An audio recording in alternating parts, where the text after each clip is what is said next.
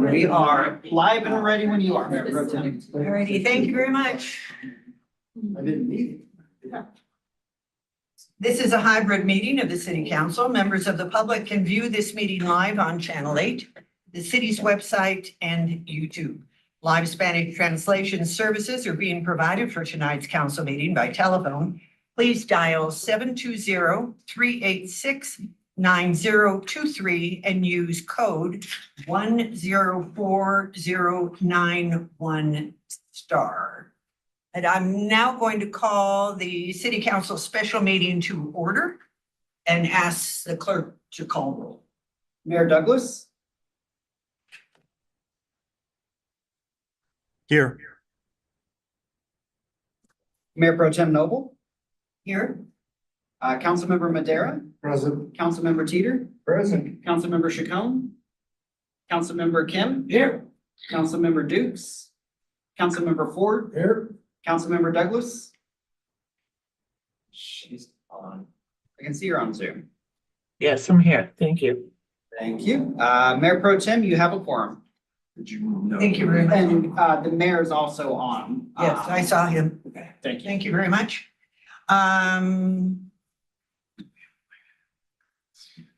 Anyone who's tuned in to see this study session, we have really interesting topics tonight: wayfinding, land development code, and then oil and gas. But we're having a special meeting first. We're going to adjourn to an executive session.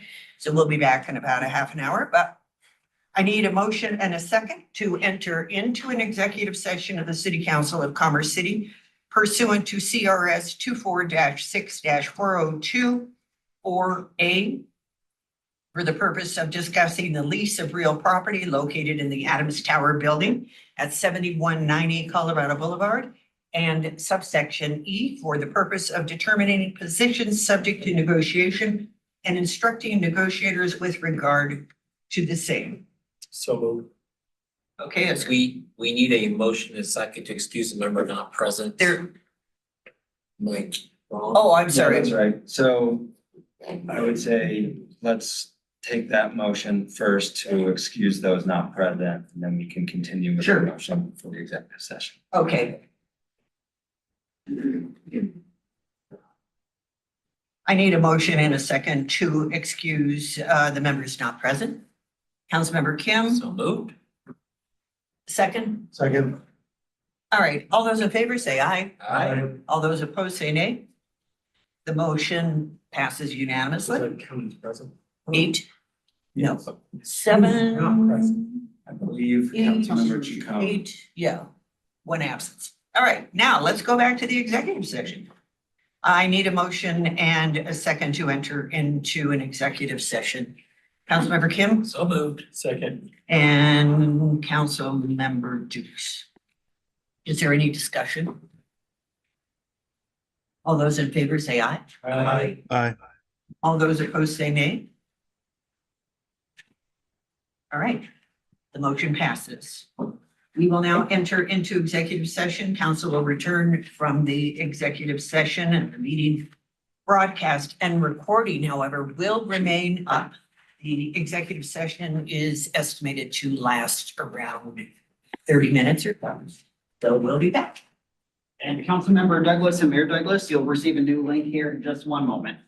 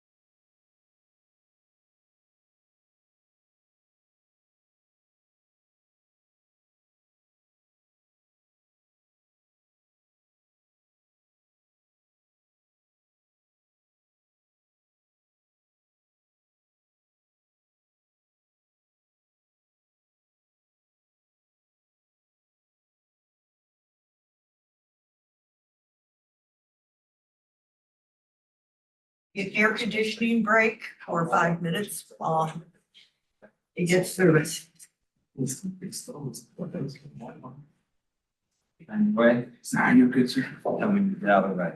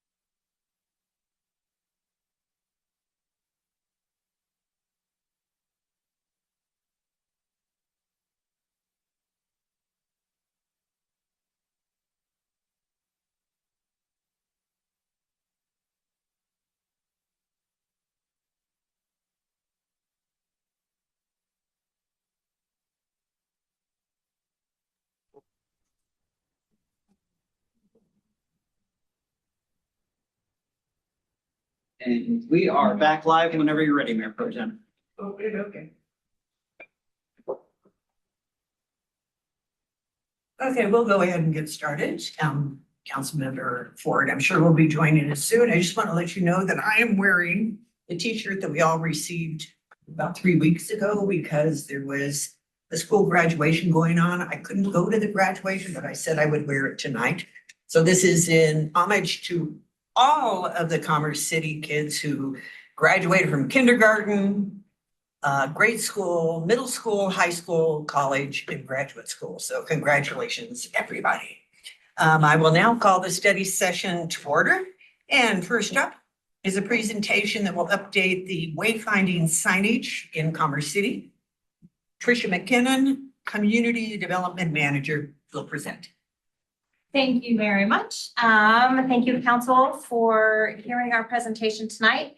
I do have on the line is John Bozio from March Design, who is our consultant on this project. And unfortunately, he couldn't be here today, so he is joining us virtually.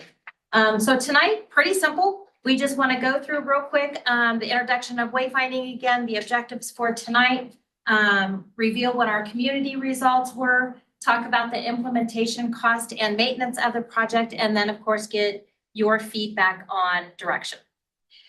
So introduction to the program, the wayfinding again was a way for us to unite the community. We know that our boundaries are pretty vague. People are not sure where we start, where we end. And then once you come into the city, they're not sure how to navigate it. So this program is to help with that and to connect our community together. The objective tonight is we would like direction from council on a preferred palette plan. We would like to discuss an implementation plan with you, and then finally find out what your wishes are if we want to proceed with a resolution for a wayfinding plan. So community feedback, we presented the 3 color design options to the community for their vote. We did this online. We did this with our boards in different locations. We had them in the Civic Center and at both rec centers so that people could be interactive and place a dot on their favorite, or they could go online and submit their vote that way. Depending on which way they did it, there was a few more questions if you chose to do it online to get just a little deeper into what the communities, where their thoughts were.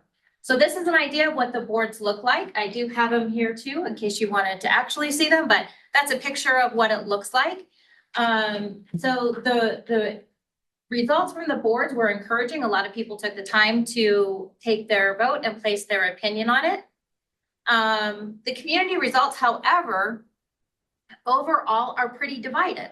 So you might look at one, if you look at this one, for example, and you think, oh my gosh, look at all those votes that they have there. But then if you total them here, even though they got 320 votes, you have about 400 plus people that didn't like that one. So taking that information, what do we do with it? Well, we have a truly divided community is basically the end result. We did want to find out what design elements were important to our community. This was part of the poll that we did online. And again, as you can see, most of the community finds most of those things equally important, not one considerably higher than another. So that was our result from the community results. John, are you there? Yeah, I'm here. Can you hear me? It's in there, yeah. I'm here. It's very clear. Can't hear him very well. He did say he's here, but not very Oh, loud. okay. I'll try and lean in and see if that's better. Oh, it helped. Dylan's gonna turn the volume up just a okay. Thanks, sir. John, did you want to discuss the implementation? Before you get started on that real quick, I do want to preface this with, this is one option for an implementation plan.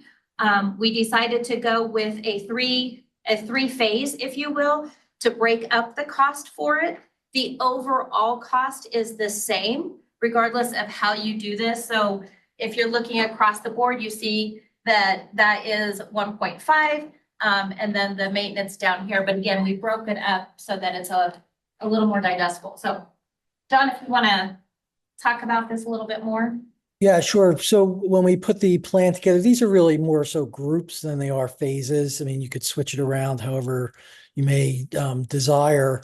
You do want to sort of keep the vehicular directional signs together because you can't say, well, I'm going to direct down this street, but not another street. So they tend to talk to each other more. So you want to do those as a group. Gateways tend to stand alone, and then pedestrians, that's a separate kind of group. So we just looked at it based on we've had a couple meetings with this group where we did a wayfinding analysis. So we looked at the number of gateways. There are some gateways that already have a sign, so that might be more refurbishment. And if we had money, we could left over, we could do that. We looked at primary gateways, which would get sort of a larger sign versus a secondary gateway, which might get something smaller that's just sort of marking the transition into the boundary of Commerce City.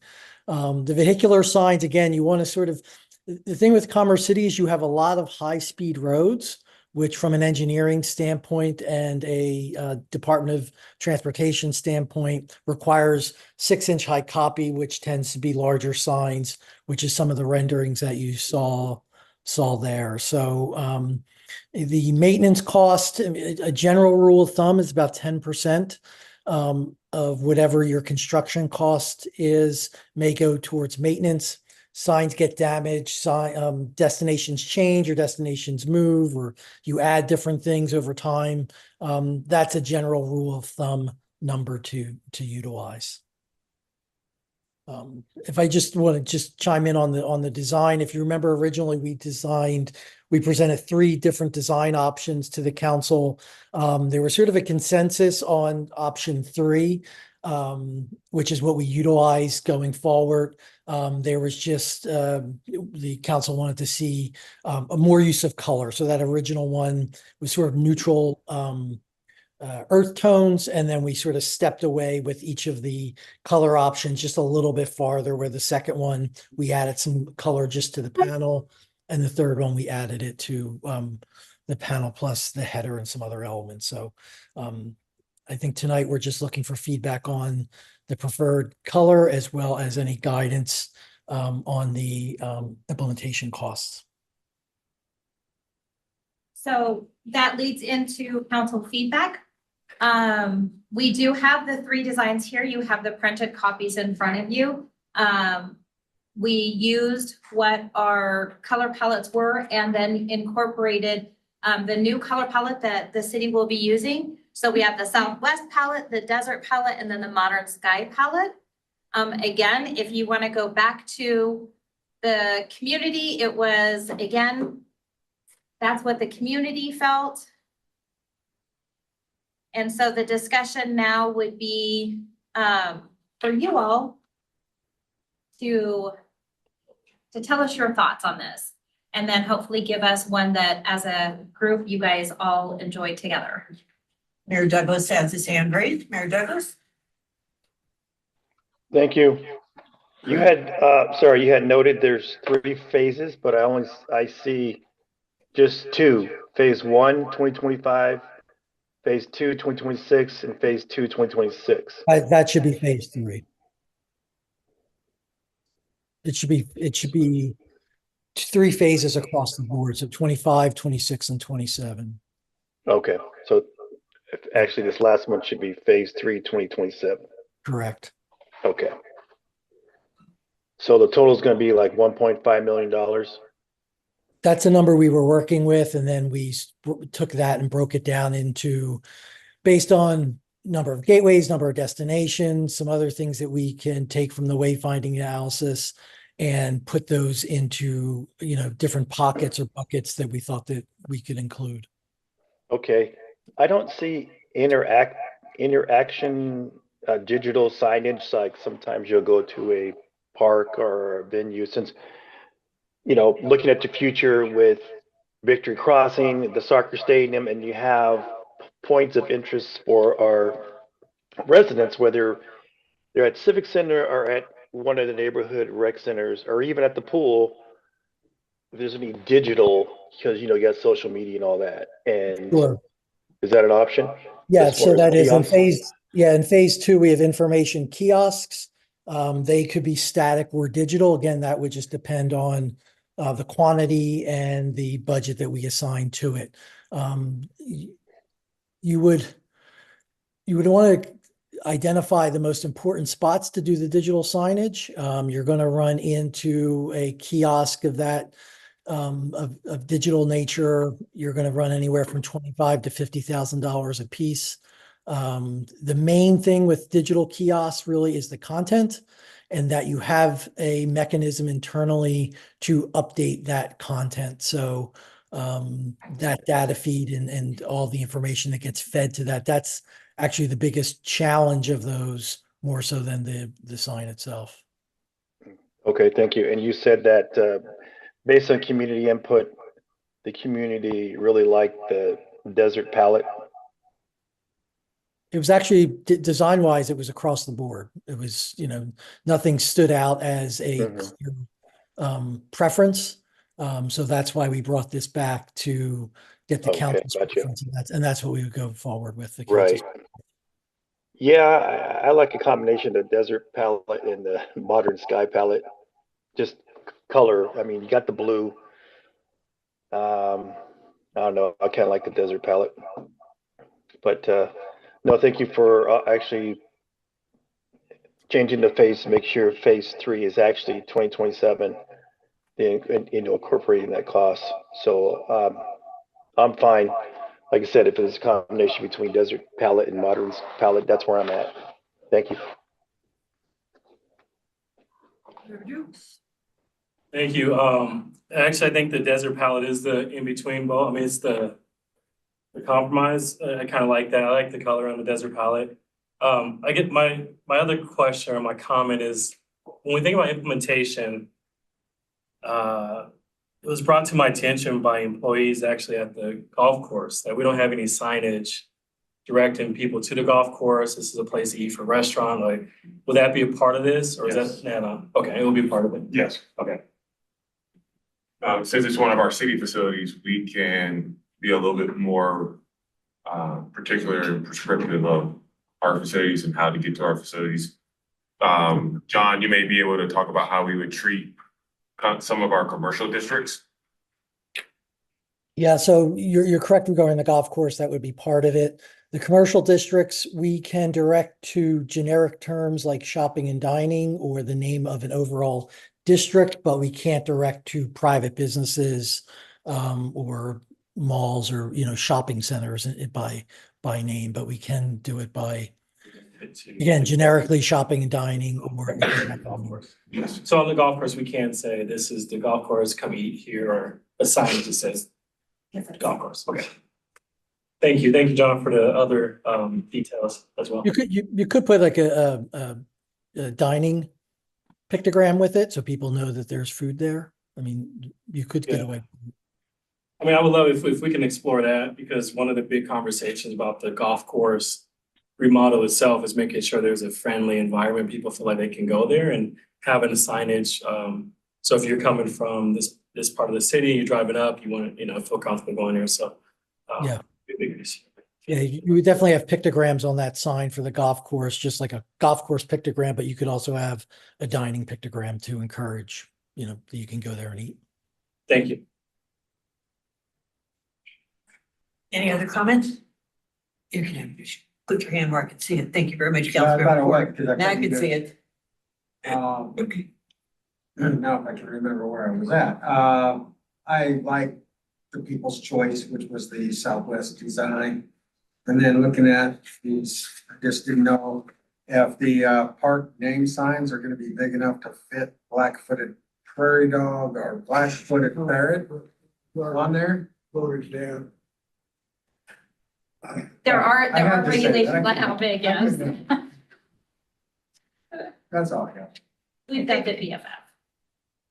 Councilmember Teeter, I saw your hand before. Yeah, I like the desert pellet one just because you can just glance at it and you got all the information there. You're in Commerce City and you got the district and everything just kind of bounces out with just one look.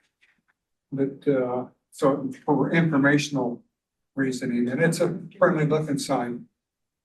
And Something else I would like to see is signs on underpasses when you're on the walking path. So for security reasons, you know, you're walking under Vasquez Boulevard or Brighton Boulevard or whatever canal you're walking under, that, you know, something nice, you know, when people's passing through and if they need to call 911, they can at least tell somebody where they're at instead of, I'm somewhere out here.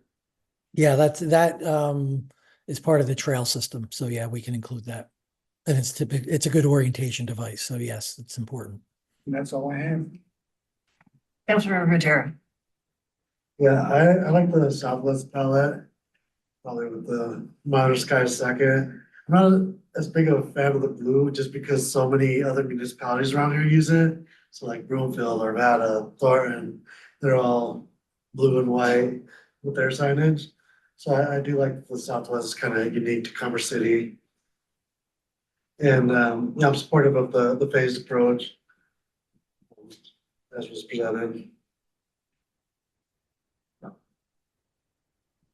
Councilmember Chacon.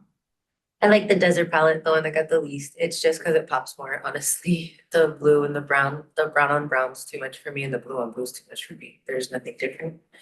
But I guess I'm concerned, yes, they're high speed traffic areas. What happens when they take out the signs? Because it's gonna happen. Yeah, so the signs have a breakaway. They're not shown in the detail of it isn't shown in the photo rendering, but there is a breakaway detail on that. So what happens is the footer and the mechanism that comes up stays there and the pole shears off. So when they repair the sign and they put a new one, it just comes and goes back in the same place. So it's designed that way, similar to highway signs. So you don't have to put in a new footer or a new mechanism. It's all designed for that, just for that to happen. Thank you. Because I'm just concerned about maintenance, so it can actually stay for long term. If you were to do it like a direct burial one, it wouldn't be breakaway. But the other part that's bad about that is that when it gets hit, you have to basically dig everything out and put in everything new. Where with this breakaway system, you know, again, it shears off and then you just come apply a new one, attach a new one to what's there. Thank you. Does anyone else have comment? Councilmember Chacon, I'm sorry, did you say the desert was your choice? The desert, Okay, the middle thank one. I got the least both, I think. I'm like, oh. Modern Sky is really hard to read. The blue and white, so that light blue and white. I'd like to ask our consultant, is there any issue with the dark blue and white in terms of visibility for certain eye conditions or anything like that? Has that come up at all? No, so those sign panels, the blue and white, there is a 70% contrast requirement, which this would meet between the copy and the background. That panel also would be reflective vinyl, so at night you would be able to read it. It doesn't energy-wise light up, but it lights up enough for you to read it. And then the real key element to your legibility is the size of the copy, and that is 6-inch high copy, which is the requirement at that particular speed. When you go into a slower speed, say like in Derby or down near sort of in the campus there, then you can go to 4-inch high copy. It's really the size of the copy, and the typeface is Clearview, which is was designed just for legibility. So that's the other piece that adds to that legibility element. Okay, that's good. I think the only thing I might have suggested when we went into this was Southwest palette, desert palette, names that better reflected the actual region, like a plains palette, for example, you know. I'm not sure where we came up with those names. Yes, they're very appropriate for Arizona. I like the desert palette, however, and I would call it the plains palette because we have these gorgeous blue skies in Commerce City, and I think that really underscores that. Surely the pictures show exactly that with these blue skies. We certainly have a lot of brown as well because of the refuge and First Creek, Second Creek, Third Creek, and so on. Yeah, So you, the middle one works best. yeah, the middle one, you do want to, you want to have a balance, right? You want the signage to sit within the context and not, totally look out of place for the environment, but at the same time, it needs to pop enough so that you recognize it and you can read it. So it does both things. And I think the middle one, that's what we look to accomplish. I think the first one, which is what we originally had as an option, maybe it sits back too much. And then, during our last presentation, there was talk of making it more vibrant.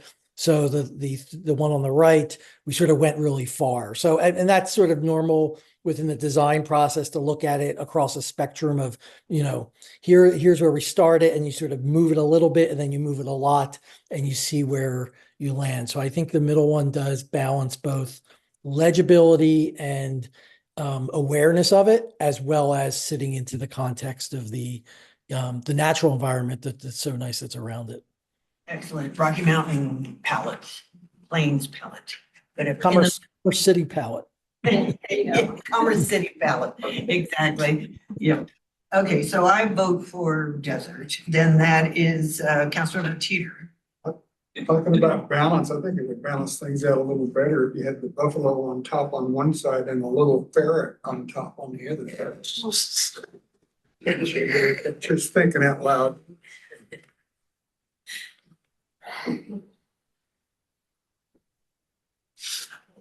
Okay. So just to kind of recap what I heard, we had the majority of the folks tonight preferred the desert or the plains palette. So which is the middle one there. And the phased approach, doing this project in a 3-year time span, seems doable. Okay, so our next steps would to bring this back to a regular council session for a resolution and a vote on this. So we hope to see you then in July for that. One quick question. Yes. Where do funds for this come from? So we request our funds through the CIP, through budget. So it will have to go through the budget process. We'll see if there's fundings available. That then could determine the phasing approach of this. If we decide that there are other priorities that the city has at that time when you guys review the budget, then this could change because of that. And then it could change into maybe a 4-year plan or something along those lines. Okay, thank you very much, Tricia.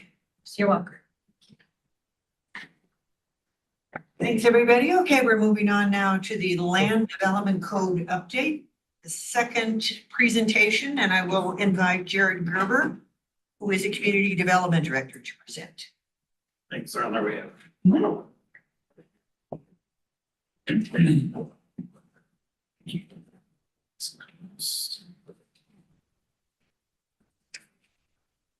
Come on over here, Brian.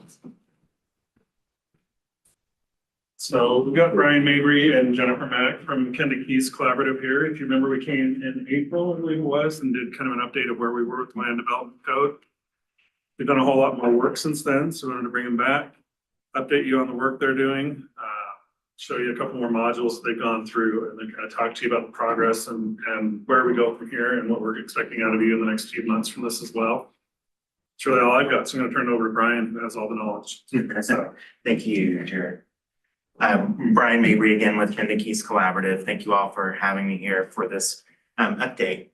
So just some of the contents of this presentation, which I'm hitting the very high points, the kind of highlights of the highlights. It's a lengthy document, especially when all is said and done, when it's adopted. So can only kind of cover the big pieces of it. Just giving you an overview of the existing or of the project, background a little bit and what an LDC does and cannot do. Talking about the highlights of Module 2, which is a single article of the draft Land Development Code design standards, giving you a preview of that. And then Module 3, which is Article 5 of the draft LDC, which is the subdivision standards. This is heavily front-loaded in this content with not a whole lot devoted to this very technical stuff that's in the subdivision standards.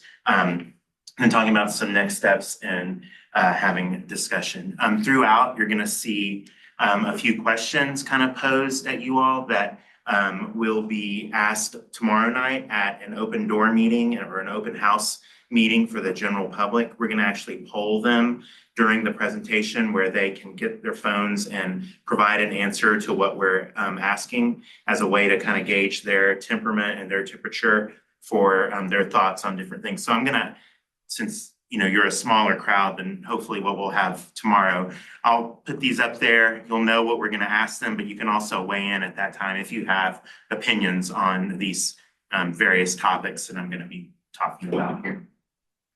So there are several goals to this project: modernizing it, making it more user-friendly, taking your existing regulations that are sort of just currently, like many other places, a PDF on your website, and making them more interactive, more user-friendly. Instead of your LDC being on your website, the LDC really is a website in the new draft.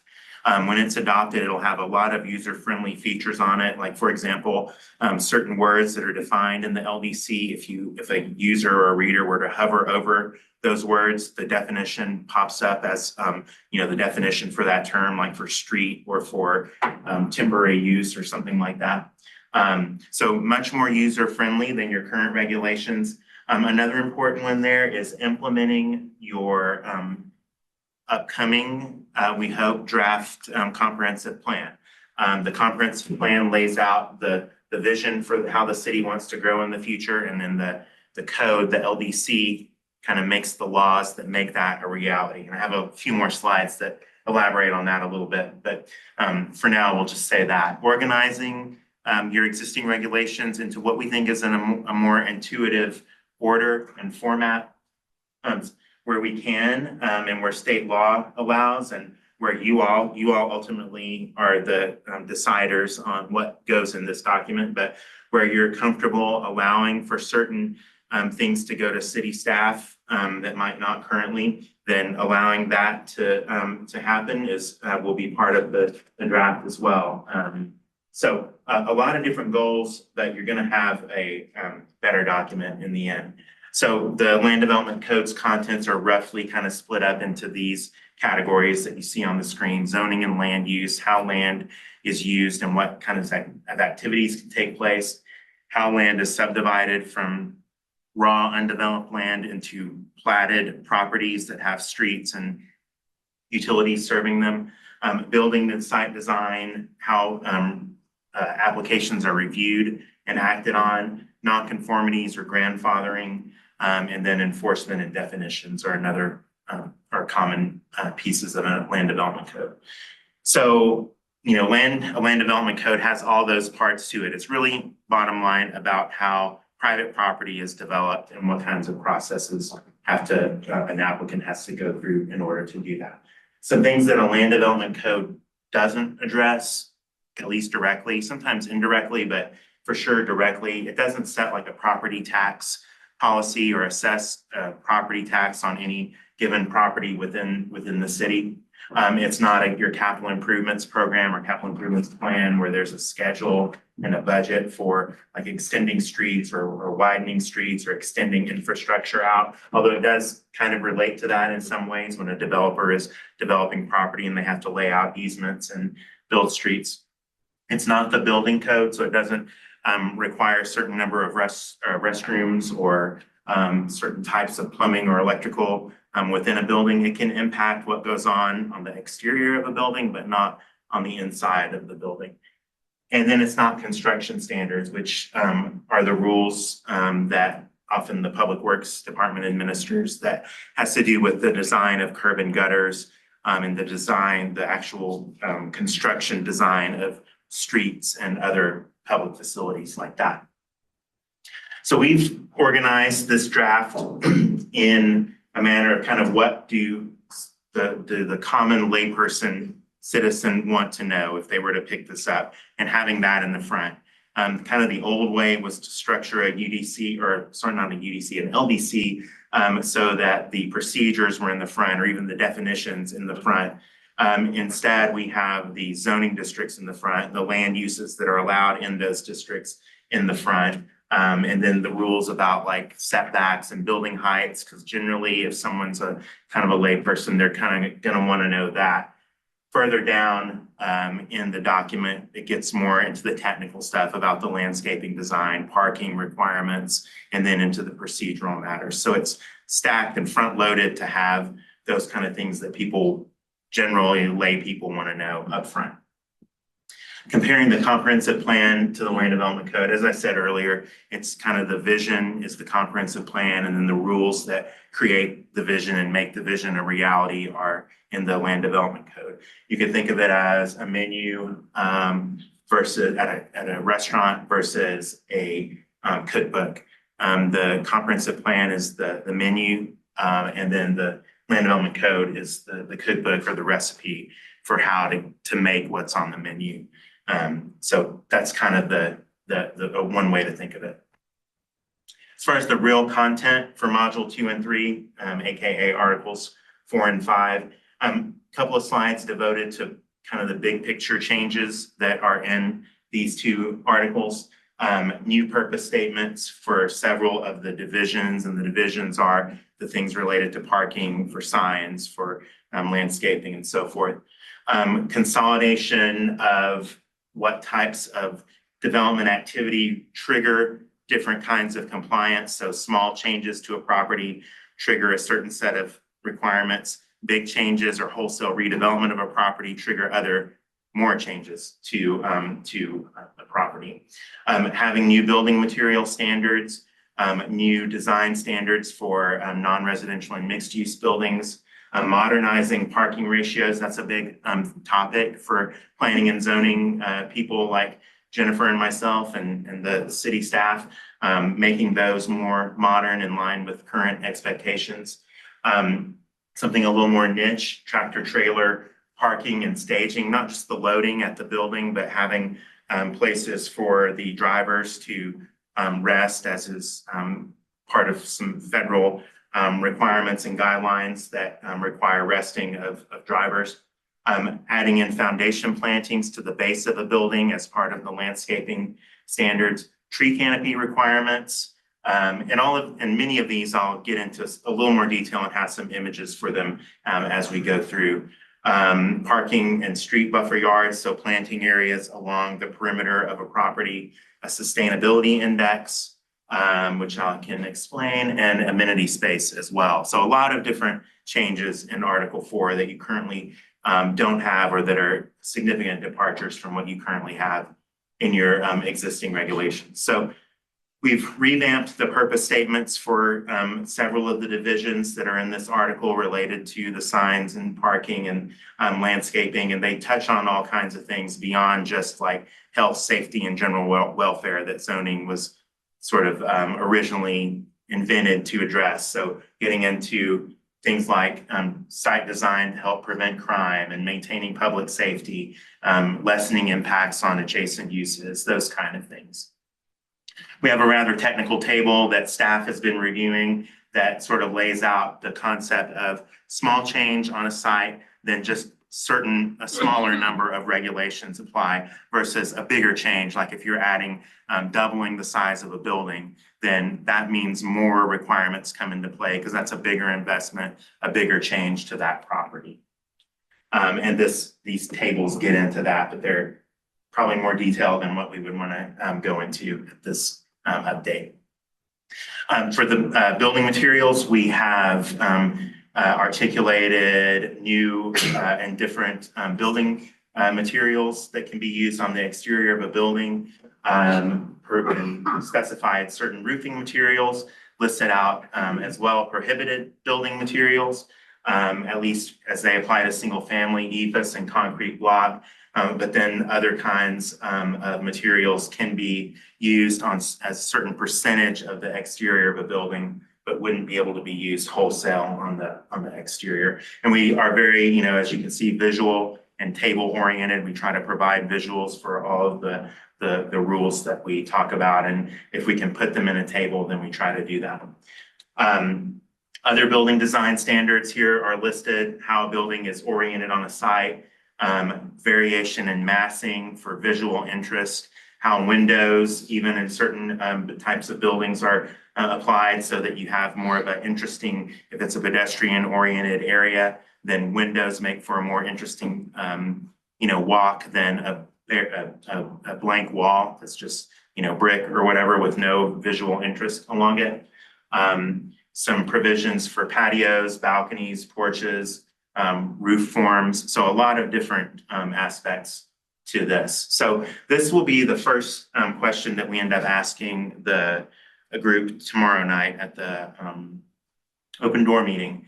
And it's, if you have to pick one, how important are the exterior materials of the building to you?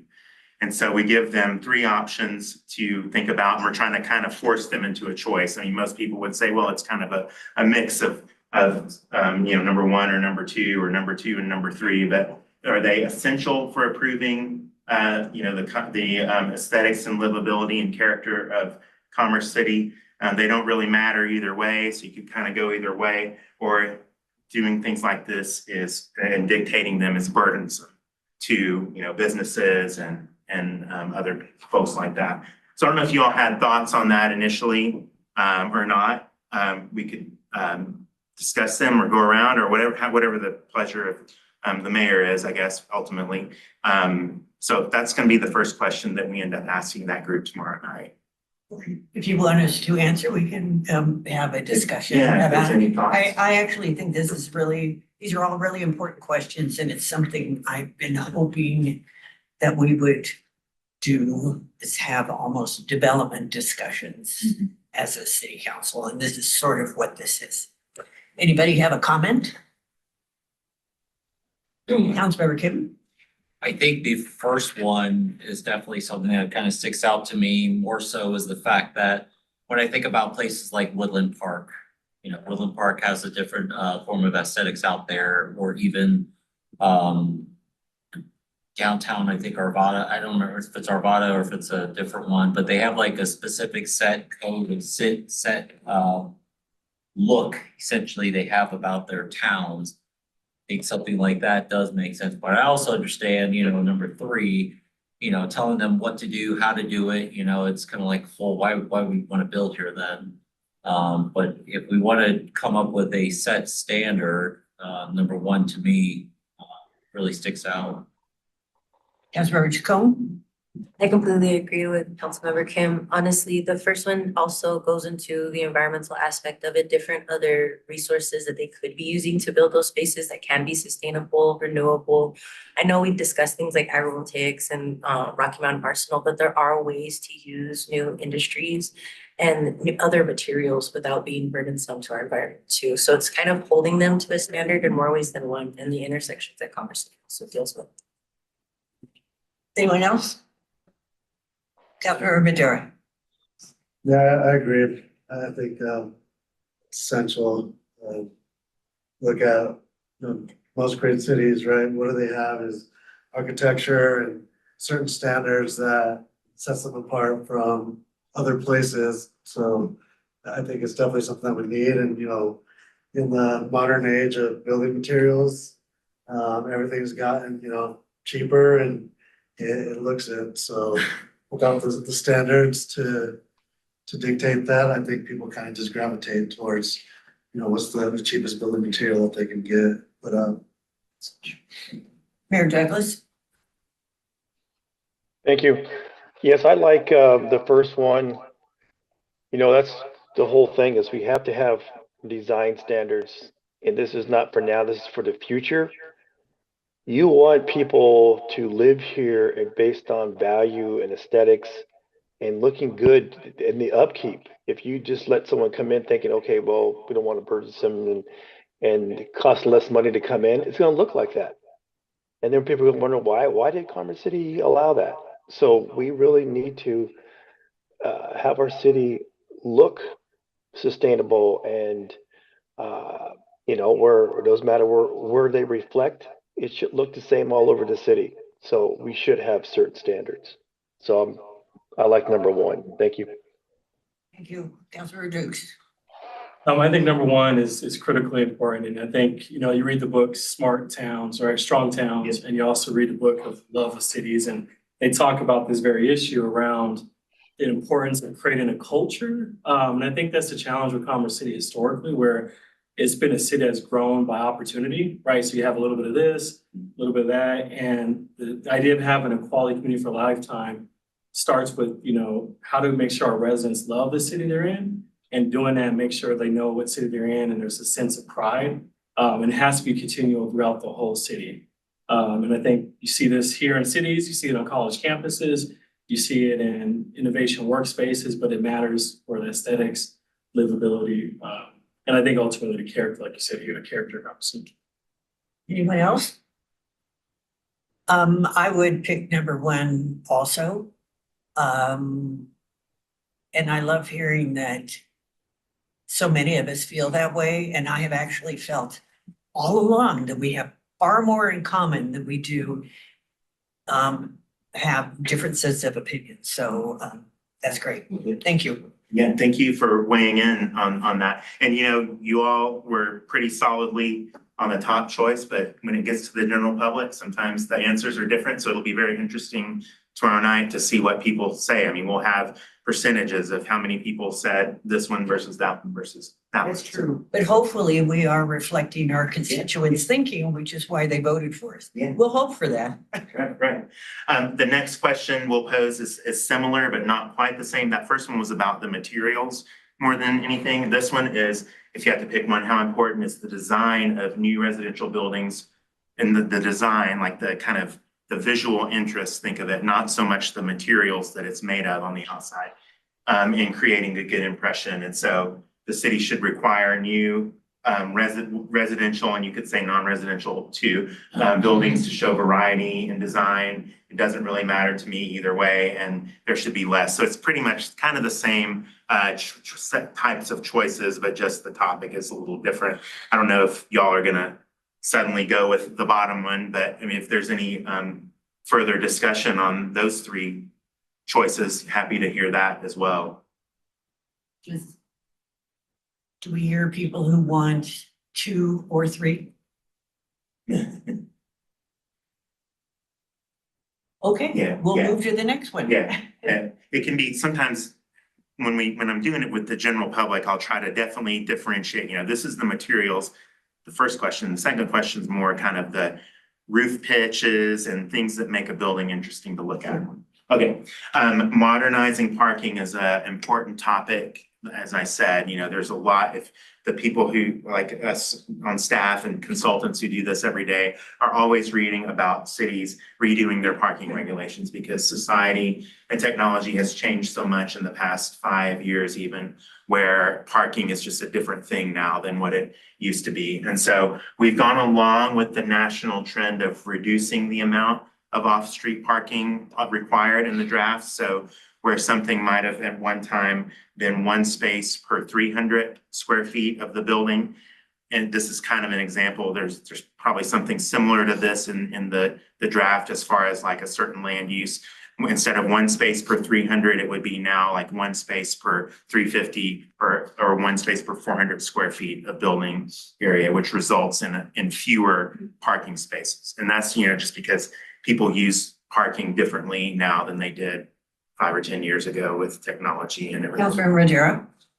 Yeah, normally I would agree with you, but given our city and the lack of public transportation and just, you know, the sprawl, right? Commerce City, full build out is gonna be, what, 60 something square miles? And so there's really no other mode of transportation to move within the city other than, you know, using vehicles or some type of transportation of the sort. So this is one that I struggle with, because in theory, it sounds good. It sounds good for high density areas, but then you look at, you know, what used to be the north side and go to Highlands and, you know, Rhino, which was 5 points when I was growing up. And just the buildings there, right? They've done this where they minimize the parking. There's no parking, everyone's fighting for parking, and it's just like, it's just become a mess, right? Because people design the buildings for, for walking, but why do people move to Colorado for the outdoors? Well, you gotta drive to the mountains.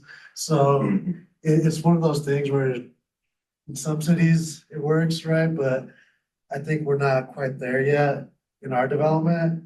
And by, reducing parking, we're just putting ourselves in a position to be heard in later. Anyone else? Councilmember Ford. I would agree with Councilman Madera.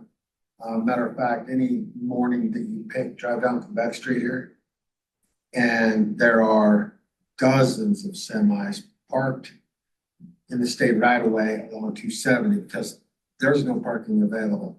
You drive into Northfields, there are semis parked all the way around the entire place because there's no parking. And I think we're creating more emissions having these trucks drive around looking for parking spaces rather than having areas where they can park and it's not as obtrusive to our residents to see, oh, there's trucks all over here, there's trucks all over there. And we're building commercial opportunities or have a desire to build commercial opportunities. Last thing I want is a dozen semis parking in the spaces, taking up room for customers because there's no place for them to park. Starbucks, right up there off 104th and Tower, there was a semi that was parking in that empty lot for a long time. And there was a note in the door that said, hey, if my truck's in the way, please call me. I'll live in the neighborhood. Well, we just don't want trucks parked all over and things of that nature. And as much as we want to reduce our footprint, reduce how much we're driving, you reduce it too fast, you create more driving and more impact on the community. So sometimes I think we're going backwards by reducing the parking. And when you look at some of the stuff the governor's just talking about is how many people can live in a single family home.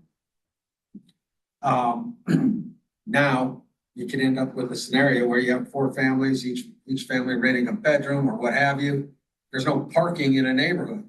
So you don't have any on street because you've actually allowed the number of occupants to increase because of the lack of affordability in an area. And so we have to be careful or we will we'll park ourselves out of an area. And so there has to be a balance. So I think we really have to be concerned about making sure there's enough parking. Because if there's not, everybody's driving around the block multiple times trying to find a parking spot. And we're creating more of a problem by not having parking. So I can't agree more than Councilman. Councilmember Chacon. One thing that I've seen like Denver and other spaces do is literally allocate and put a sign on every single parking spot that goes to that building. So if it's Natural Grocers, those 10 slots only go to that space. And I think that was an effort to both bring in business, but then you have people being towed, and that's a whole other thing that constantly contributes. So I do agree that it's starting to create more of a hazard. Councilmember Dukes. I mean, I like the idea of modernizing it, because you said like it's changed in the last 5 years. We're using a comp plan in 2009. So I think, how do we modernize? And I think it's both. Like, how do you modernize it, but also look at other ways to move people? I think ultimately you have to have the transportation conversation and parking. Because you do see where you can with light density, you have scooters, you have bikes, you have so many things that are more affordable than owning a car in some cases, right? So it's like, how do we do both? Yeah. Anyone else? I would like to add that we don't have any way of doing bicycles in Commerce City to get here and there. Even if we had electric bikes, it really isn't safe.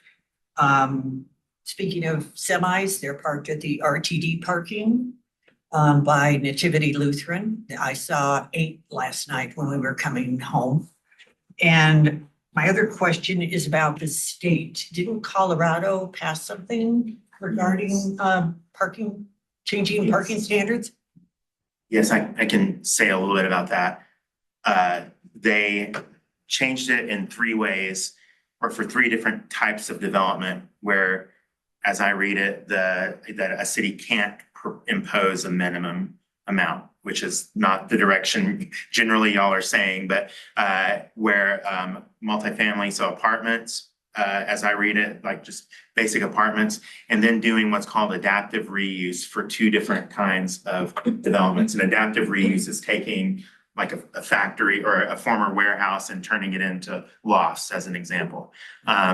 You can't impose a minimum on an adaptive reuse residential or an adaptive reuse mixed use development. So the draft reflects that now. It doesn't, and the most recent one that the staff would have seen, it didn't reflect that, but it does now. So I mean, I think that's something you have to kind of live with, as I understand think it. we need to look at it this way, because I agree with everyone who has spoken, is that kind of thinking was really developed for Denver and was developed for people who want to live in Denver and are mad they can't live in Denver. That's where it came from. It wasn't about people trying to get a home in Commerce City and saying, oh my gosh, we have a parking issue. They actually want to live in Denver. We don't have transportation. We don't have rapid transit. We don't have mass transit. We don't have north-south. We don't have bicycles. I just think there's a lot of challenges, and I agree with my fellow council members that we need to be very cautious about this and not go overboard. Councilor Teeter. Just like to say, and it's southern part of the city. That's one of our biggest problems is people parking in front of other people's houses because we have so many people living in these single family dwellings now. It's become one of the biggest problems in the southern part of the city. It's been a problem for a long time. And Councilmember Ford. I think one of the things that we all dealt with that really sets a tone for parking is the schools, new developed schools within neighborhoods aren't required to have a minimum amount of parking, so they always build less parking because of the land use. And then we deal with it at the city level because the residents can't get in and out of their subdivisions. They can't park their own cars. And so when it comes to parking, we need to make sure there's enough space for parking because we're not Denver. And it's something that we need to pay really close attention to with the governor making these changes. He's actually created more scenarios of the schools and neighborhoods that are going to negatively impact our residents. And we talk about quality community for a lifetime. We have to do our best to try to make sure we minimize those daily obstacles that are going to be extremely frustrating for our residents. Mayor Douglas. Thank you. Yes, I agree with the parking. This law was really intended for not only Denver, but Boulder and Colorado Springs. And just want to make sure that when we do add parks in neighborhoods, that there's enough width on those roads, because right now they are narrow and cars trying to pass each other is very dangerous. So I'd like to make sure we do accommodate and look at the ratios, and that we actually increase it in certain areas, especially for safety. So I think this is something that we really need to look at each time something comes up that deals with either residential or commercial. I know this is more commercial based because of the land development code. And see if we can offset, because next year we could also ask our legislators to amend some of these bills that have been passed to actually adopt towards what our city needs are and not a big metropolitan district. Because I did ask Manny Rutenall that why not ask the cities who are 150,000 or more population to adopt this rule, where a city like ours, we should not be impacted. Thank you. Good point. Councilmember Douglas.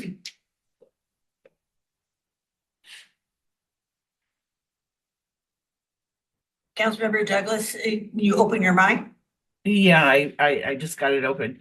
I totally agree with everyone who has commented.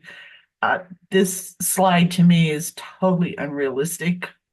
It does not apply to our city, and if anything, it's a detriment to our conditions that we're enduring right now, and it's only going to get worse. I get lots of constituent calls about complaining about people in the neighborhood parking in front of their homes, not being able to get to their mailboxes or have their mail delivered because the mail person can't get to their box because it's blocked.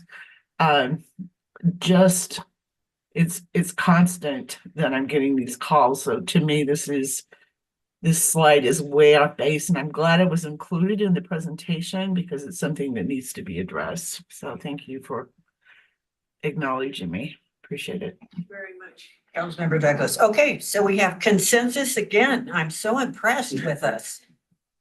Yeah, so, yeah, it's a pretty clear message from you all that, we would need to relook at this. And maybe, so, you know, one thought is when you see the draft, which will be coming to you all's, desks, I'm thinking by the end of the month, that's gonna have, a ton of material in it of the actual written draft. You would see the parking table, which has different land uses on it and the amounts of parking required, usually based on the square footage of the building. Anything that's changed from what you currently have is gonna be strike through and redlined, you know, so it'll be clear what's changed. But before you get that, we will look again, and maybe if there's just something that's a really outlier that is way off of what the kind of the norm would be, like if it's resulting in, you know, a shopping center that just has a truly excessive amount, maybe we see that, leave that in there and see what the thoughts are. But again, I'm hearing pretty clearly that you're all wanting us to relook at the parking ratios. As the draft currently stands, there's a cap of 150%. So if making the math easy, if 100 spaces were required based on the land use and the size of the building, you could have up to 150 spaces, you know, as the maximum amount of spaces that could be provided, which is another somewhat newer thing in doing parking regulations. So, okay, well, that is coming clear to us that what your position is on that. Mr. Ford mentioned truck parking, and we do have some provisions worked in to the draft that you'll see when you get it about, this isn't loading, you know, like you would see against the building, but actually spaces for the driver to park and get their rest, you know, between, really it's geared toward rest in between trips. And we have someone on our staff who has done national research on this, and we've worked in his findings into the provisions in here. And I have an error on here. These are your draft comprehensive plan areas, not your zoning districts, but basically it's your industrial zoning districts that this would apply in. Again, would be for staging and overnight parking to try to give the drivers safety and a place to rest overnight, but also to keep the trucks from parking on the street or going and parking in an empty lot or something like that, which might be more kind of an eyesore and that kind of thing. So that's something that you'll see as well related to parking that maybe won't have as bad of a pushback as some of the other stuff. Oh, sorry. Yeah. On this one, does this include storing or leaving their semis? Not leaving, it's not like it's not storage or blanking on the term, but it's for parking and the driver, you know, getting in the sleeper and spending the night. Or getting, you know, or spending the day, whatever, you know, sometimes they have to sleep in the daytime and then being able to go on their way. Councilmember Ford? You know, that's, part of the problem is right now, land, especially in this area, is more valuable than spaces for parking. I know CDOT has been trying to figure out where there can be some parking. But you go into an area like Northfields where you have some residential up on the one end. These guys park, they let the truck run, the reefer's running all night long. And, you know, the last thing we need is those additional emissions and everything else right here amongst the residents. And so I don't know why, I guess I do know why cities aren't looking at providing spaces for trucks to park. Commerce City has one of the out of all the cities, probably the most trucking within the metropolitan area, like 72 trucking companies last I remember a statistic.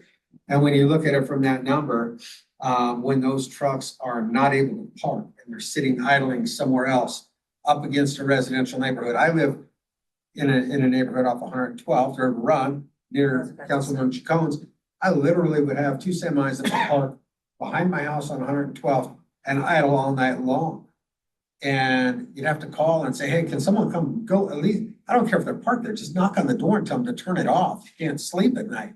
And from the aspect of trying to be reasonable about our emissions and things of that nature, we're also having concerns about trucks going into residential neighborhoods or driving down roads that are not appropriate for semis. Well, if they're looking for a place to pull over and park because their log is, they've hit their time limit, they don't have a whole lot of options. But I would think at some point there would be a reasonable opportunity to sit down with CDOT, some of the other areas, some of the other close cities, whether Brighton and Commerce City and CDOT or what, maybe Thornton, and say, hey, you know, is there an opportunity for the state, the cities to work with something like the flea market? In the evenings when they're not operating, is there a place where they can pull in and park because they're right off of main highway?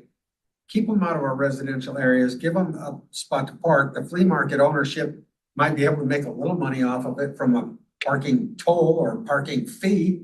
But the semi parking has gotten totally ridiculous, especially in the southern portion of Commerce City. But we're starting to feel the effects up north, like the Mayor Pro Tem said, around the RTD park and ride. But if we don't do something about it, it's gonna hit us in the face pretty quick of not having spots because everything's getting developed and the spots where they used to park, they can't park any longer. And so it's just compounding the problem. And so because this slide's up there, I would like to ask staff to take a look at what kind of options are out there. What can we do from a partnership perspective to do our part to help some of this? Because we're not helping the trucking companies, we're helping our residents from keeping it out of their areas. We're keeping these trucks from parking on the side of roads. I have 4 people who want to speak on this, 4 more people who want to speak. I saw Councilor Teeter's hand up. Just on the truck parking, you know, they closed down that truck stop at Vasquez and I-70 when they reload all of that. And you're 100% right. The state closed down all of the rest areas, you know, the one at the south, north, east. And they're wondering why these trucks are crashing at 3 o'clock in the morning. Well, there's no place to pull over. And if they pull over on the interstate and on one of the ramps, and as soon as they get their eyes closed, here comes state patrol and saying you can't park here. And so they're taking it on down the road and they're crashing. And everybody's trying to figure out, well, wondering why. But Mayor Douglas? Yes, thank you. I'd like to see this applied to truck terminals.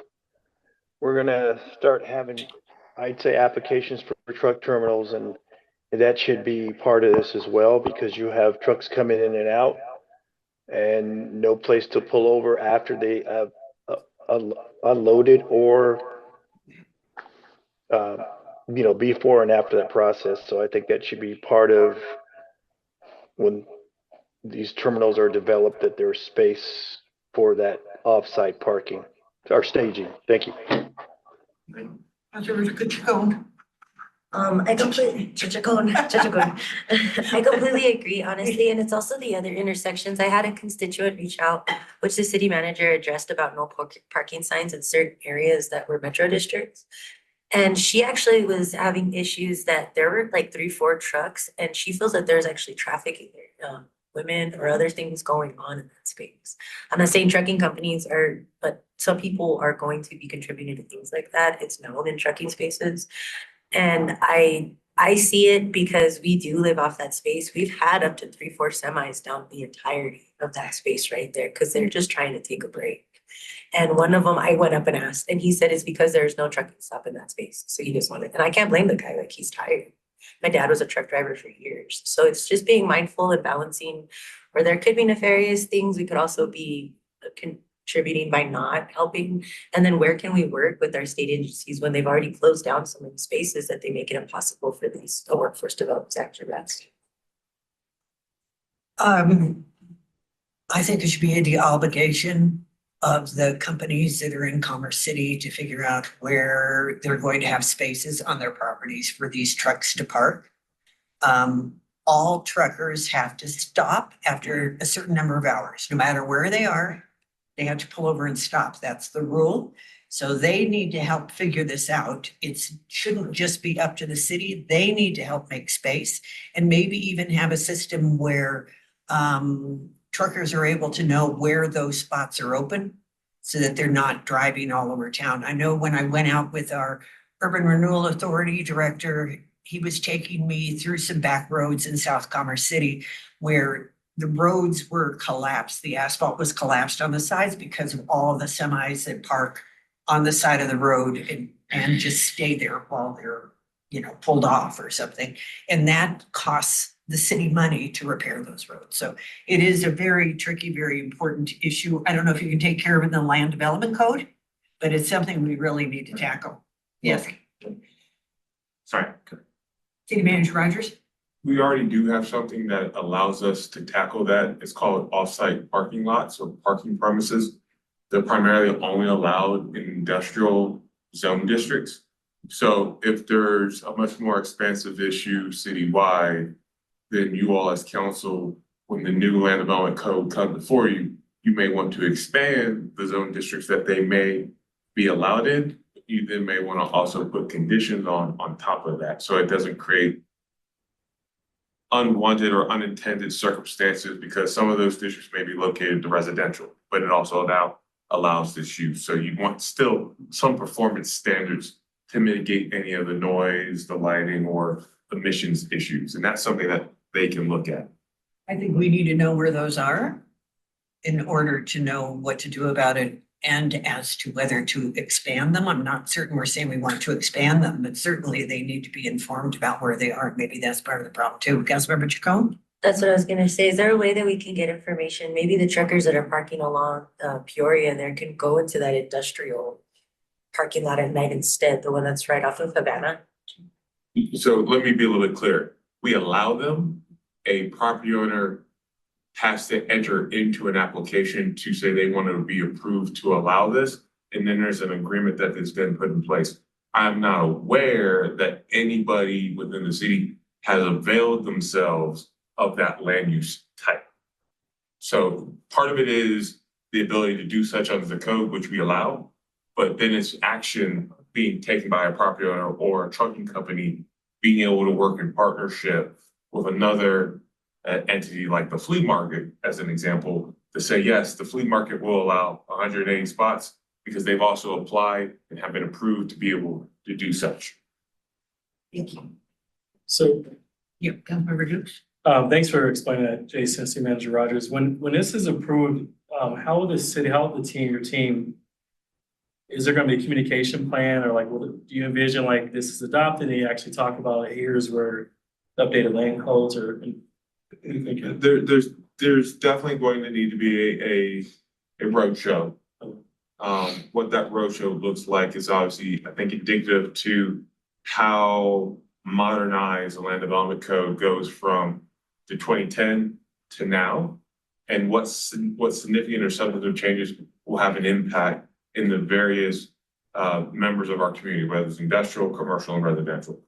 I think it's too early to say what that roadshow looks like and how to communicate that out until we know to what the full expanse of these changes are going to have an impact on and who we need to contact and interact with as part of that. And I think Brian's talking about this and going out and doing open doors as we get closer to a final product. I would not be surprised if we'll have more within those communities come to us wanting to engage as to the things that may impact them when they want to make change to the property in the future or have vacant property that they want to develop. Yeah, and I mentioned just like with truckers, like we have the trucking companies, we go out, you see a space where council can help communicate this or your team communicates, and just have a, come to the table and say, here's what this is, here's what it's not. And then I imagine enforcement.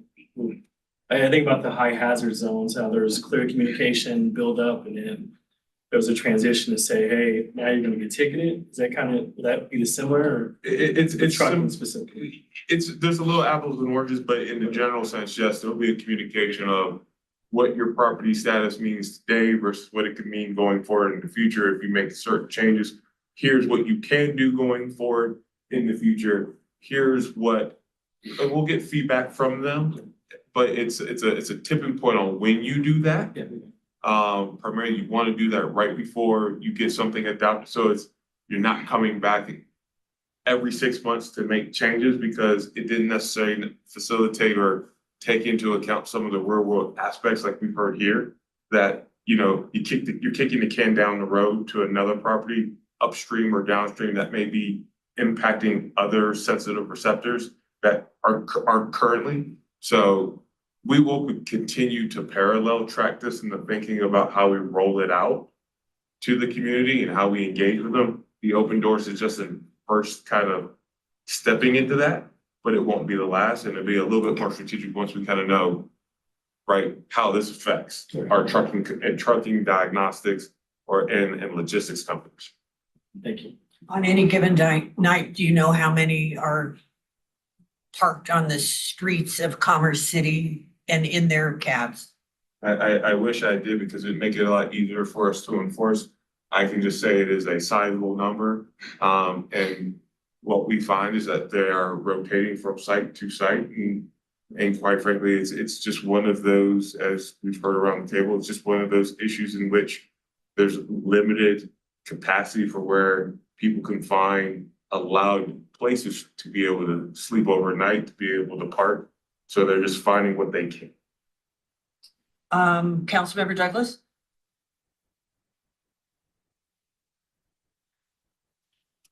Thanks, having a hard time hitting unmute. So this slide represents changes to the land development code going forward. Is that correct? Yes, ma'am.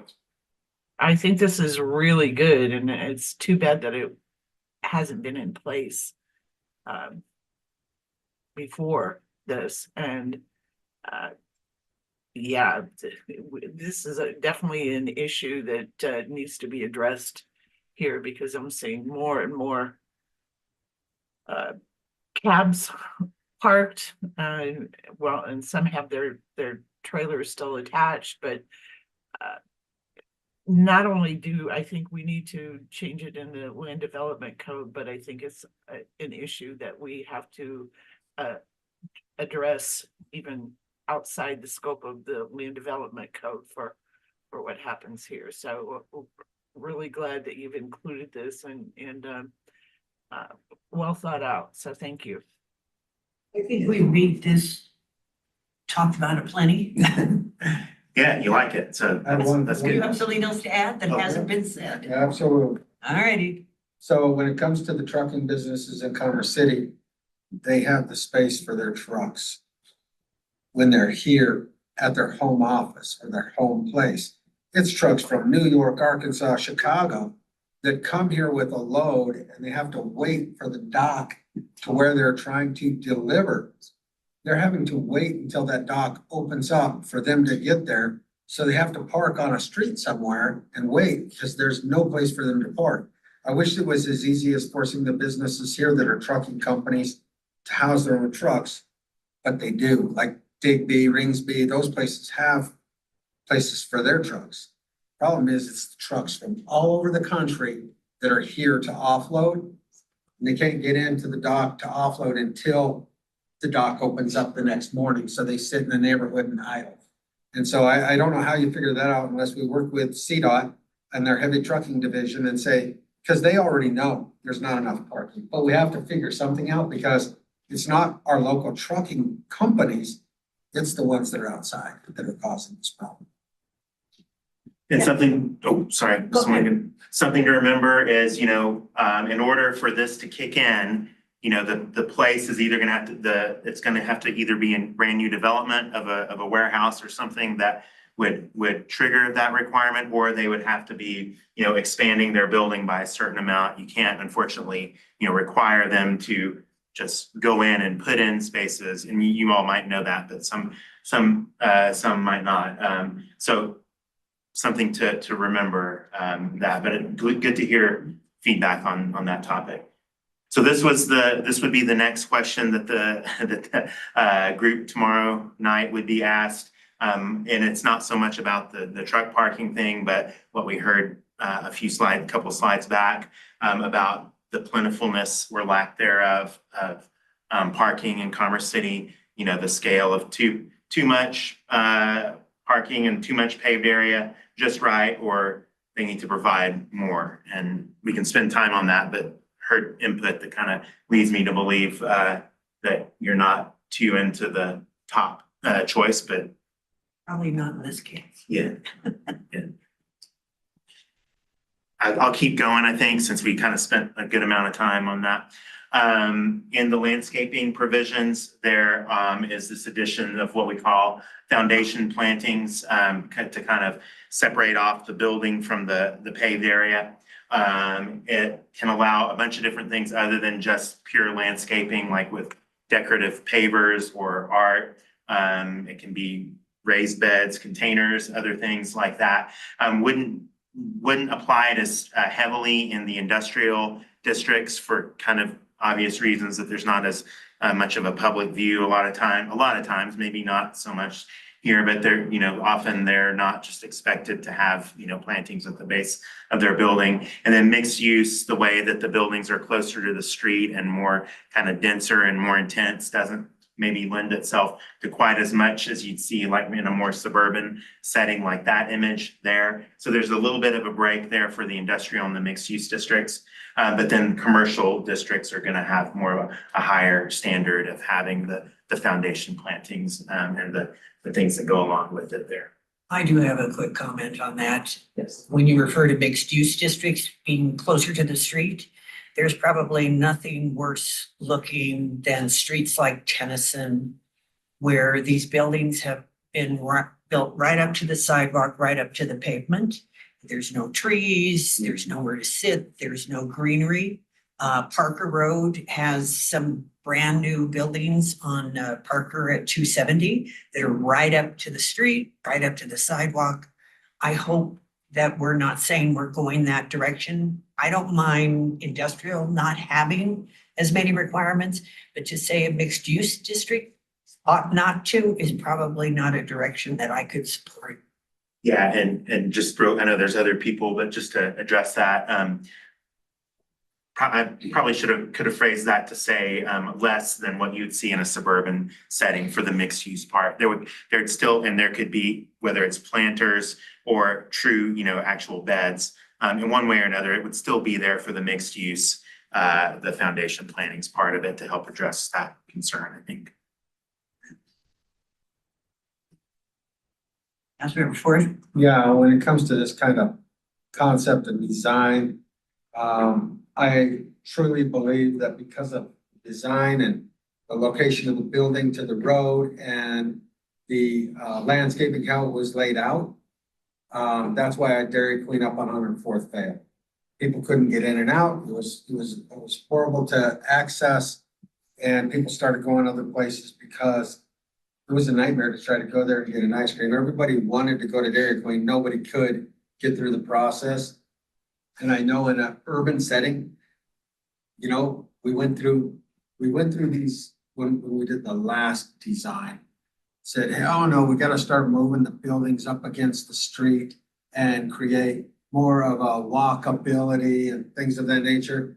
The Dairy Queen was probably the worst design that I've seen because of how it was located in the street and how the drive-through had to operate. Yeah, there was zigzag through, people couldn't park, get in and out of the place. And I really don't think it was the market that caused the failure of that restaurant. The downside is it hurts us moving forward and try to get more restaurants because we had a failure of that Dairy Queen. And I think we should really pay attention to how we develop some of these businesses because there was not adequate parking, there was not adequate space, and there was a lot of landscaping and it was shoved up to the front of the road, made it, it crippled it from the beginning. So I think we have to pay attention to that because we're still in more of an urban scenario up there in that area. Everybody's driving. It's not so much walkable. And so we create a scenario where it's walkable, but nobody's walking. So it can't handle the car. So we have to be careful on some of these designs. Mayor Douglas? Thank you. I do like some changes as far as the foundation planning and make it look more aesthetic pleasing. And it's just a choice of plants. And it seems like the same design or architect design for these plants is the same ones who are suggesting the same plants. You look at them, they look dead. And you go areas that are drought tolerant plants. There's so many different drought tolerant plants that thrive in this kind of heat. And Colorado's climate has changed. So we had to make sure that they are choosing the right plants to go in areas. And then, I know we're talking about foundation and planning, but also having these buildings right up against the road is really a poor design as well. Doesn't make that inviting and make it looks closed off because you can't see the amount of parking when you drive up. So I do like some of these suggestions, but when it comes to industrial, I would not include mixed use districts with fewer to no requirements because I think we need to up our standards. So I think industrial, all of them need to be a higher standard because otherwise they're going to look the same way we do on Brighton Boulevard in Colorado and the South. Thank you. Councilmember Douglas? Yeah, and I would agree with that, especially for industrial in areas where it's high visibility to like neighboring residential areas. So I think the requirements to have it be aesthetically pleasing is really important. And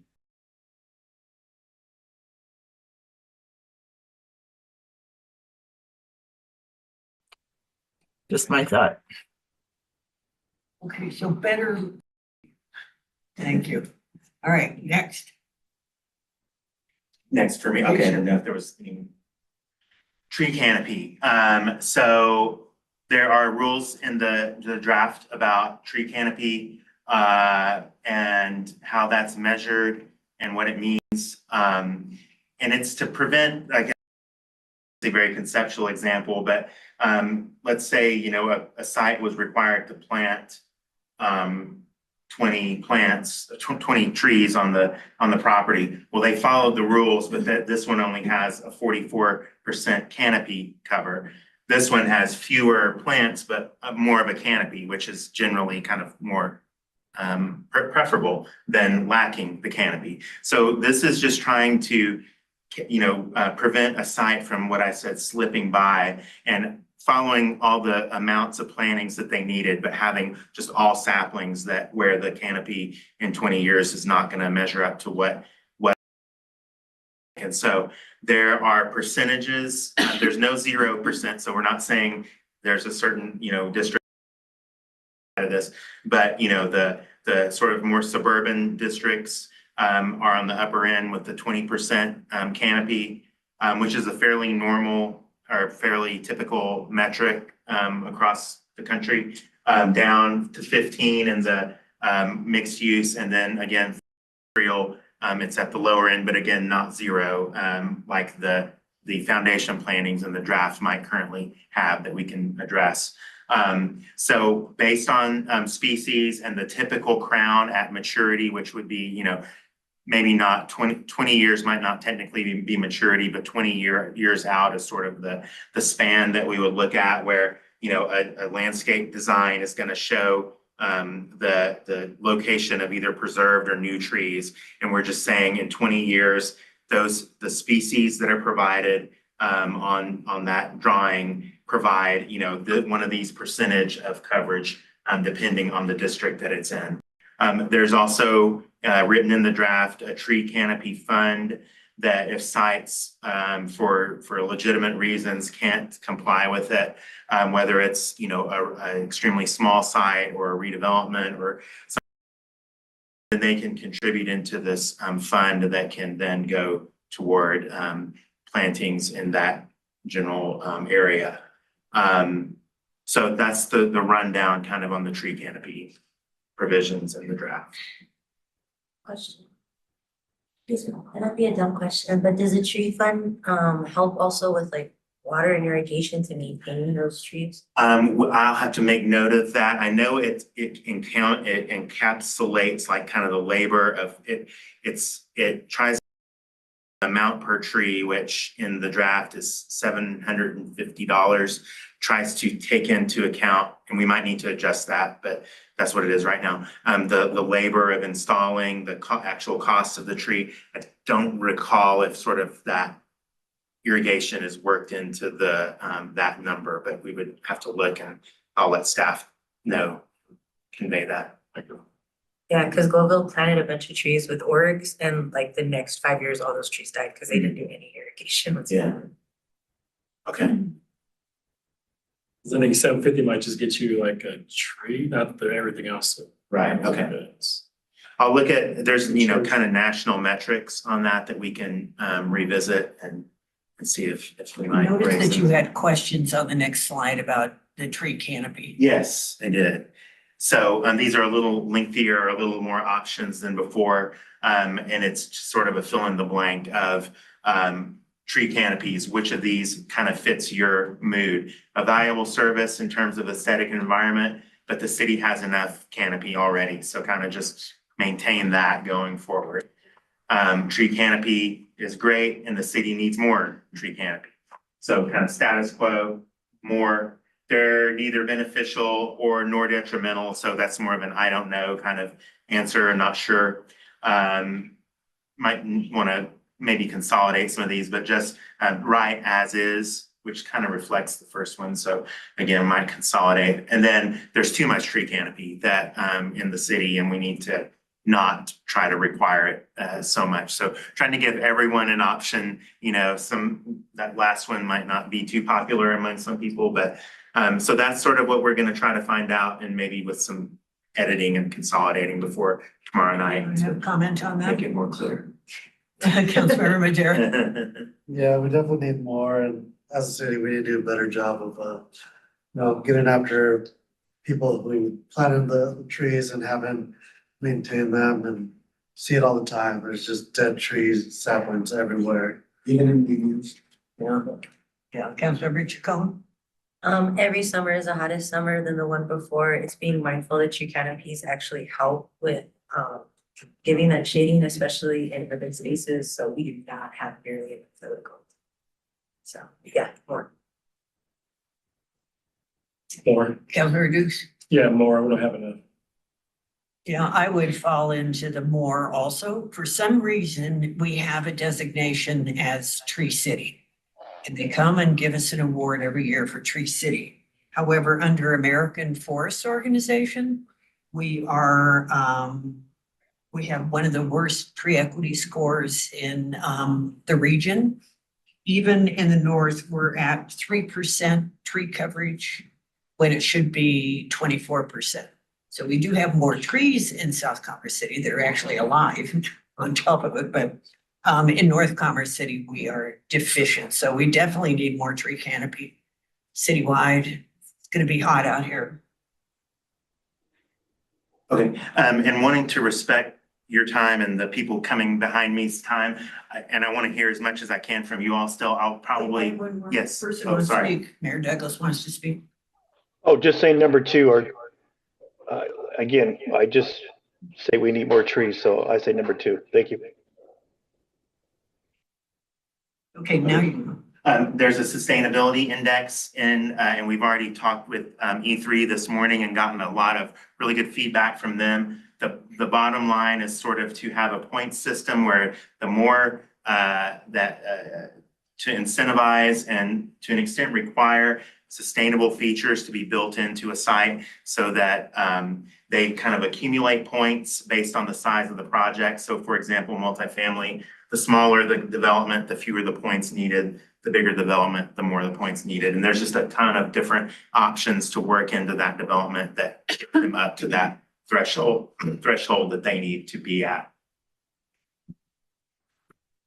There's also open and amenity space requirements where think of it as kind of just broadening the concept of open space, which is usually kind of just, you know, parks, which are valuable and great, or things like that. But this is broadening it to natural open space, greenways, plazas, squares, and more urbanized areas. So a lot of different options for a development to fulfill its open or amenity space requirement that's part of as a percentage of the development. And the good thing is the more that the developer sets aside as open or amenity space, the more units they get out of the deal as an incentive to set those features aside. This is a kind of a duplicate slide, so I'm skipping that. So here's kind of the discussion point or the thought that we'll ask them tomorrow and asking you as well.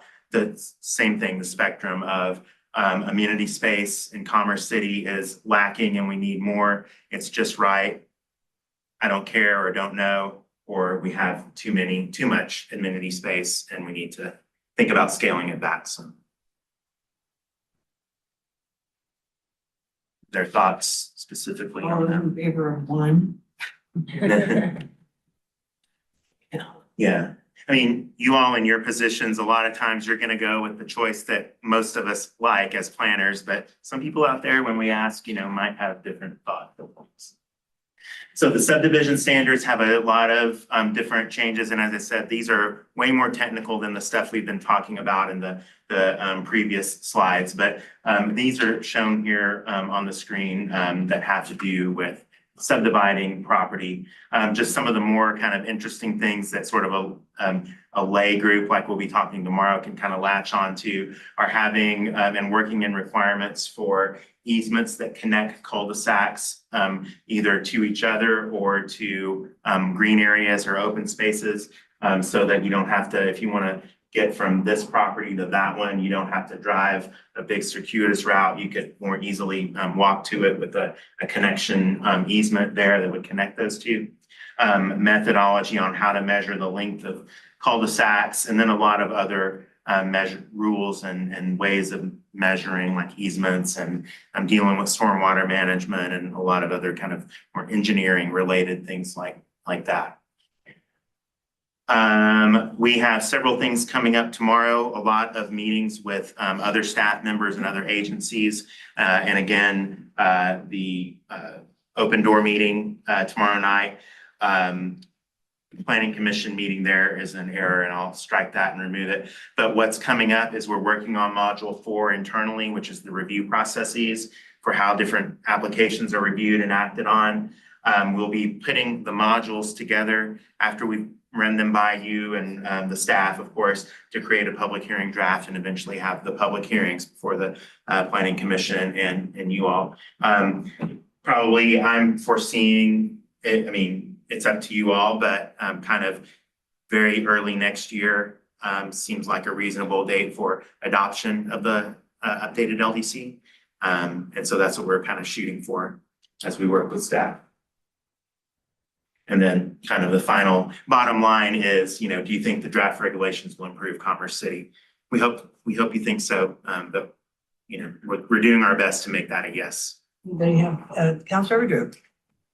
Dukes, I do have a question. Thank you. This is a lot of great information. One comment or recommendation if possible. Going back to the parking, I'd love to know what like cities have passed in terms of parking, because I think about Estes Park, for example, they built parking structures to help address some of the parking. I don't know their limitations for parking, right? I think about Fort Collins, where you have an influx of, like in school season, there's over 30,000 college students that are, so they're dealing with similar challenges. So I'd love to know what some of their ordinances are, so I can measure against whether 150 or not is enough or not. I think about Parker. Parker's a good example too, where it has the aesthetics and it has the things that is appealing to say you're in Parker, but they're probably dealing with parking and the way they spread out their amenities, because probably, different reasons, but I would love to know like what they're, if you have some examples. Yeah, I think we could research that and provide it to staff who could then pass it on to you. I could foresee maybe just showing what's current, what's in the draft, what such and such city does, taking 2 or 3 of those examples and showing, in one glance kind of what. Yeah, with like cities like Arlo, 75,000 or so, and those kind of, because I assume everyone's wrestled with this at some level. The other thing is, can you kind of talk to me about, we don't have a comprehensive plan approved yet, right? It's going through planning commission again, and it's been delayed. How does that change? What's the chicken and the egg? What is the worst case scenario that doesn't get approved and we can move forward? Because right now it's 2029 or 2009 that was approved, and it was approved in 2010, but things have changed since 2010. So what's the chicken and what's the relationship there with? Well, we all certainly, we certainly hope it's adopted, but if it's not, wouldn't be ideal for sure. We would have to do some reworking of the districts, that's from the first module where we laid out, the land uses that are allowed in certain zoning districts and the densities and things of that nature. That would create some pretty major reworking, I think, for the land development code. The things we talked about today are a little less dependent on the policies of the comprehensive plan and a little more just about kind of best practices and that kind of stuff. So it would be some definite work in the districts part of it and those numbers that go along with it. And how does that reflect like the vision of the city? So we have to rework the districts, which I understand. But then we still won't have a comprehensive vision for the city. So in the future, we have to rework another comprehensive plan to try to catch up to this. Like, help me walk through this. The code is supposed to be based on the law in Colorado might be slightly different, but generally speaking, the zoning or the land development code is supposed to be based on the policies of whatever comprehensive plan is in effect. Yeah, the menu, right?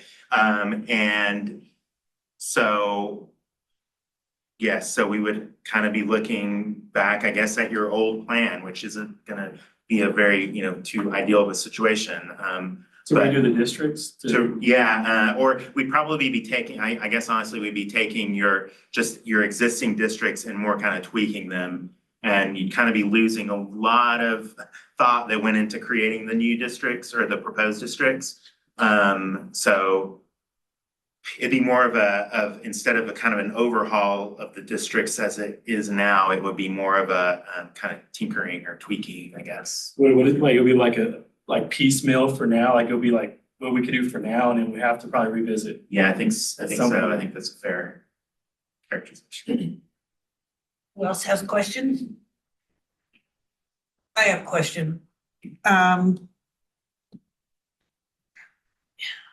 People are always under the impression that the land development code applies throughout Commerce City, or when we vote on something, it applies throughout Commerce City.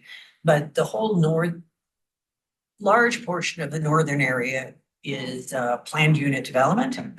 Right. That's one reason the comprehensive plan has this big blob of neighborhood, I think, as representing a character areas, because that's all planned unit development. And each of those planned unit developments have their own land use codes within them. They don't go with this. For metro districts, what takes which is the boss when it comes to Well, a planned unit, PUDs in the north? a planned unit development that it hasn't expired and that is going along and staying active and developing in phases usually. That just stays in control for that, whatever properties No that it matter applies what to. we approve here, correct? Right, yeah. So gotta make sure that the PUD is explicitly regulating something, for example, a setback, then that governs. If it's silent, then the zoning. Right, yeah, okay. Yeah. In addition to that, there will be a discussion around this table with council because as you have on the back of this wall are various snapshots of the zoning around the city, which tie into the 2010 Land Development Code and how PUDs are authorized under the 2010 Land Development Code. Under state statute, a municipality, when you're going through a land development code update, modernization, rewrite, retool, whatever you want to call it, has an ability to also change the zoning map in association with any update. So that orange could be rezoned to a new zoning district within the land development code, but it would have to be, an analysis would have to be done to ensure no vested property rights which were granted under the PUD were being taken away. Right. So there are mechanisms to being able to update PUD zoning to something that may become a baseline zoning district, but that would be another step that staff and the consultant would have to take at that stage as well. So it's actually far more limited than it is in other parts of Commerce City, because those agreements were already made about allowable uses. And if a use isn't called out, then the land development code could potentially apply, or there's an amendment to add a use to the planned unit development. I just don't want people to be under the impression that somehow this land development code, which is probably going to be really great, necessarily applies throughout North Commerce City, because those agreements were, have been done over the years and approved over the years with the developer, telling the developer, this is what you get to do, and this is what it has to look like. All those standards are in that planned unit development. All that is in there. Landscaping is in there. Exteriors, everything is in there. And like I said, that's gonna be definitely a yes, ma'am. Yeah, I think it's a yes or no question, because like I said, there may be opportunities where a developer might find that there's greater flexibility within the new land development code than the PUD that they were approved under because of how we've established the districts and or development standards. And they may elect as opposed to being a part of this process. But that is definitely a stage that we're gonna have to navigate with you all as a body and how we want to look at those PUDs with the new zoning map that would have to come along with the land development code and how to do it right. And we do have to wait for them to ask. We don't get to suggest that change to them or make the change. I think that's a more complex conversation for us and the city attorney to have at the right time. I don't know about that. All right, thank you. Thank you very much. That was very informative. Thank you for all the work. That's it's your. Thanks. Okay, our third presentation is our oil and gas monthly update, and this was postponed from the city council meeting of last week of June 3rd.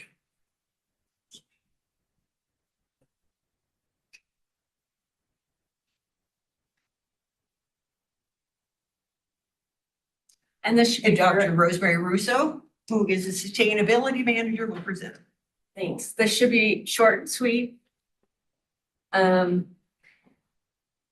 So I just wanted to, we talked about this last month about that agreement between Polis and the oil and gas industry, but it happened, it had happened like that day. And so I just wanted to give you a few more details about it. So the three bills on the top in green, those are the ones that passed, and then the ones on the bottom were air bills that failed. But there's some implications, some positive outcomes for us on the top three. And so the first one, the ozone mitigation, there will be money available to local governments for abandoned wells. And we do have abandoned wells within the community. So we'll keep an eye for that funding when it comes out. There was also more authority for CDPHE to regulate repeat violators of the air pollution laws. So that's a great outcome for us as well. The second one we talked about, there's a new fee on oil and gas production, and that will go towards local transit, which transit is an area that I think is ripe for improvement here. And so that's another positive. And then the last one was about local governments not being forced to pool. And then there was one we had never talked about. It's about siting up big renewable energy projects, and it basically directs the director of ECMC to help local governments when we're siting big wind or solar projects. They will have to give us more information on high priority habitats, so that would apply to the arsenal. The second one was about carbon capture and storage. So the reason I was bringing this up I have some concern about two of the last minute amendments to the bill. And one of them was that certain wells will be exempt from the cumulative impact analysis. And then also violations, rather than count the violations from like day one of a violation, it gives the operators a lot more time when they're negotiating with ECMC for violations. And even though we don't have active wells here, our airshed is impacted by Adams County, who has like the second largest number of wells after Weld County. And so it has implications for us. And so they have set a date for the cumulative impact rule that I want to bring to people's attention. It's posted on the website. And then they didn't have a date for the carbon capture and storage, but they said it will be in the fall. And then switching gears real quick to Suncor. So, they do these in like different 30-day period. So in the last period, April 15th to May 15th, there was just one violation. It was a valve broke on one of the containers, and like 5 gallons of fire foam got to the soil. So it's been cleaned up. It has to be disposed of properly. And then the second violation one that I want to call to your attention is all the exceedances that I usually tell you about. Those are from plant 1 and 3. That's one permit. Plant 2 has a second permit. And now their wastewater permit, since May 1st, they have to notify people when there's a violation of the wastewater permit. So that's the permit for water. And so there was a violation of their discharge permit into Sand Creek. One was 12 milligrams, one was 14, and then there was a third one on June 4th at 12. And so basically it's under investigation, it's nitrogen. And that's all I have for tonight.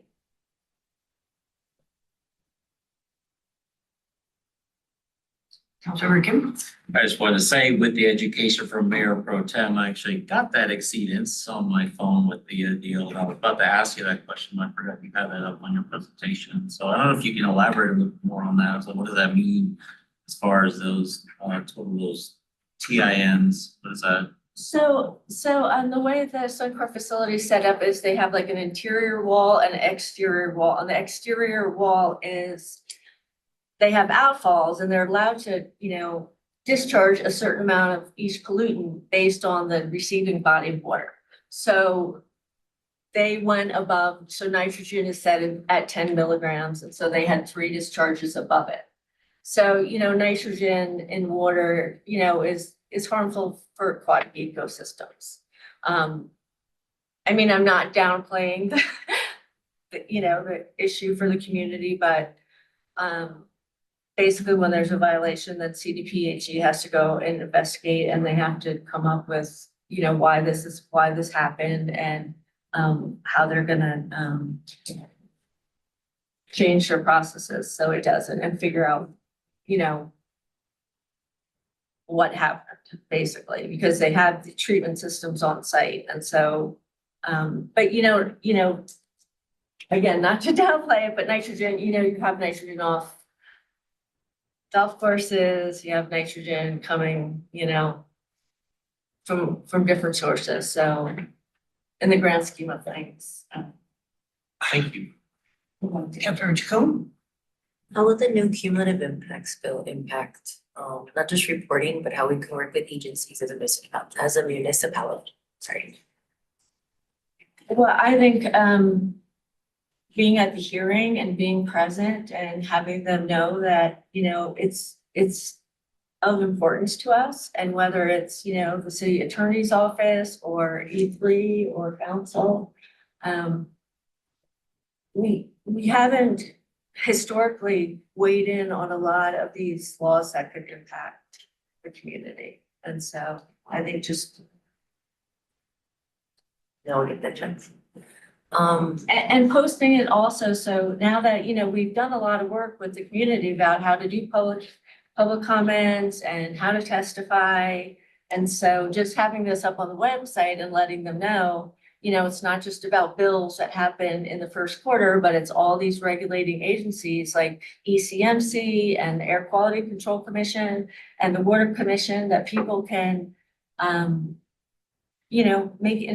make an impact by being there and showing up and saying, this is important to us. We're trying to protect community health.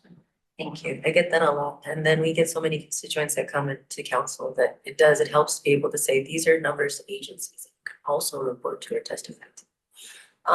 I know EPA, and I sent it to you already, all the slides, but EPA really, really wants to work with our city overall in this space. Is there more that we could be doing with orgs or as council members to try to support that?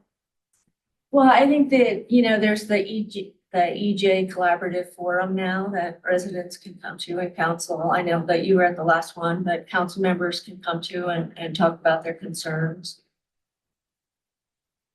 Thank you. I think I saw, whose hand did Jesse? Yes, Councilor Teeter. I'm not too good at my conversion table's all messed up. Can you tell me how many milligrams is in a gallon? I don't know off the top of my head. Or a cup? Yeah. I think he's looking at milligrams to a gallon. Right. 1,000 milligrams. Oh, wait, sorry. I'm getting the conversion thing right now. And you said how many cups are in a gallon? Well, how many milligrams? 16 cups in a gallon. So they're allowed to do 10 milligrams per liter. And they went over by like 2 or, so one was 12, and 2 of the violations were 12 and 1 was 14. So they went slightly above there. So how many cups did they go above? So 1 cup equals 236,000 plus or minus milligrams. Yes. So I was thinking. 236,000 milligrams per cup. Yeah. Okay, and so we didn't even get a cup spill. I was just curious. Yeah. Okay. Councilmember Dukes, I'll speak in a minute. I have things to say. Yeah, I appreciate the presentation as always, and I think some of my comments here around, I really like this presentation being here in a study session, so we can actually have a dialogue, because the issues that we talk about are so pressing for the community as a whole, not just for now, but long term. And I think sometimes we don't get a chance just to have a dialogue around what are real policies that we need to think about? And I guess I'm opening it up here because I appreciate the legislative update and some of the changes. And, I think we're all kind of policy wonks have been involved with different parts of the state legislature. But I wonder, is there a way that we can have this presentation that's localized? Meaning like, when we think about your title, sustainability as a whole, oil and gas is a piece of that, but also like, what are other things that we can be doing as a city to really help our community? I get challenged sometimes, because not the presentation at all, not in your work, is because I think we're missing the mark, right? We're not talking about rebates to help families transfer over their water tanks, right? Or thinking about moving from electric stoves, or thinking about charging station in apartments. We think about environmental justice, right? That's the heart of that. Like, if we don't have charging station for the disproportionate impacted communities, what are we doing? And I throw it out there because I'm like, how do we make this a productive, policy focused conversation that things that we have control and advocacy, we need advocacy, no doubt about it, at the state capitol. We all advocate in different aspects, but is there a way that we can have a policy discussion that's urgent? Or what would you recommend? Just, city manager, what would you recommend? Because our family needs On the it. screen. Someone will take it on the screen. And I say it in that sense of like, we just need this discussion, not just sharing our expertise in environmental politics, right? But more like, what do we do for it as a city with the time we have? Because we talked about transportation a minute ago, and we talk about, carbon, like there's a lot of things that are happening that we need to, I mean, even parking spaces, like we don't have a mobile city where everyone's required to drive out of our city. So anyway, there's so many things. I think that would help with the EPA money that's coming in, because it's so precise, the thriving cities and community Yeah. change grants, all these other grants, we know where the gaps are because of the work. I get Yeah. it, Jason. Well, and I love this chance to have that dialogue here somehow, where we can connect it to grants, we can make it more, sorry, I have to get off my soapbox. I value environmental justice so much, it's just, I feel like we're not moving the direction to help our residents now. And I think about like Jackie, where she talks about, and we talked about this in email, like the transportation and how there's so much emissions, but we don't study it yet. We don't know, so things that I think we could do more of, but sorry. Yeah, I think in addition to policy, discussing projects and like you said, in the rebates and spending time, like, when there is money, reaching out to businesses, I like the sustainability part of my job Yeah.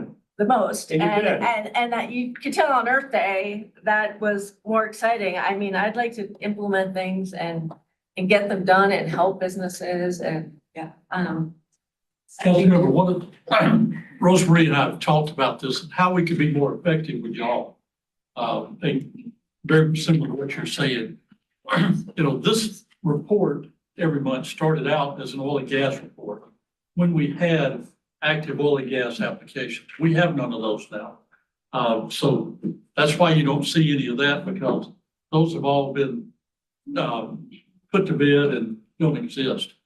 We're doing the weekly update, and Rosemary does a great job with 3 or 4 pages with a lot of the stuff you're talking about in that update. What we've talked about during the legislative session is letting her work with our legislative team more and focus on what are the laws that they're looking at that are being submitted, or what can we take the initiative and with our lobbyist and recommend and try to get submitted. Yeah. And that's an effective time, but don't wait until the session, but start that earlier. We're gonna have the legislative dinner in October this year, so you can start talking about things before they go into session, so we get ahead of the curve. We do the quarterly update, and I personally think that if we stuck with the quarterly update and did it more focused like this, it's at the study session. It's always intended for that. And then if we do get applications, we could come back to maybe, if we needed to, a monthly update, but focusing on the legislative part for the end of the year through the session, and then using the quarterly update to get more into the policy more into the bigger picture things that we can do. And they're doing a lot that needs to get reported to y'all that, with the grants we're Can we hold getting. off? Can we hold off? Well, Hold actually, off. I want to go to Councilmember Doug, I know, Mayor Douglas. can I finish the please. point? Finish the point real quick. So then, because I just left, so I appreciate you providing that update, because I just left a conference where they're talking about the ability to look at utilities and cut off wildfires before they start, or understanding where things are happening. And I think that's something we want to know about as well, where you're working with Xcel Energy or United Power, whatever, but we have technology that helps reduce our carbon footprint. And so is that something that's a part of that sustainability There's a discussion? biomass production and stuff. You have a sustainability report. It's very large. Have you read that, Councilmember? I have read it multiple times, and that's why I'm asking these questions, because it is actually sparked this discussion where that's a large sustainability report, and yet we only focus on legislative updates for oil and gas, and that's not right for our community. Thank you. Thank you. Let me go to Mayor Douglas so we can rotate around the room, please. Mayor Douglas. Thank you. I appreciate the conversation. I do like the fact that we have this oil and gas update at the beginning of the month at a regular meeting, so our citizens can hear it. Usually it's short and sweet, and we get asked questions.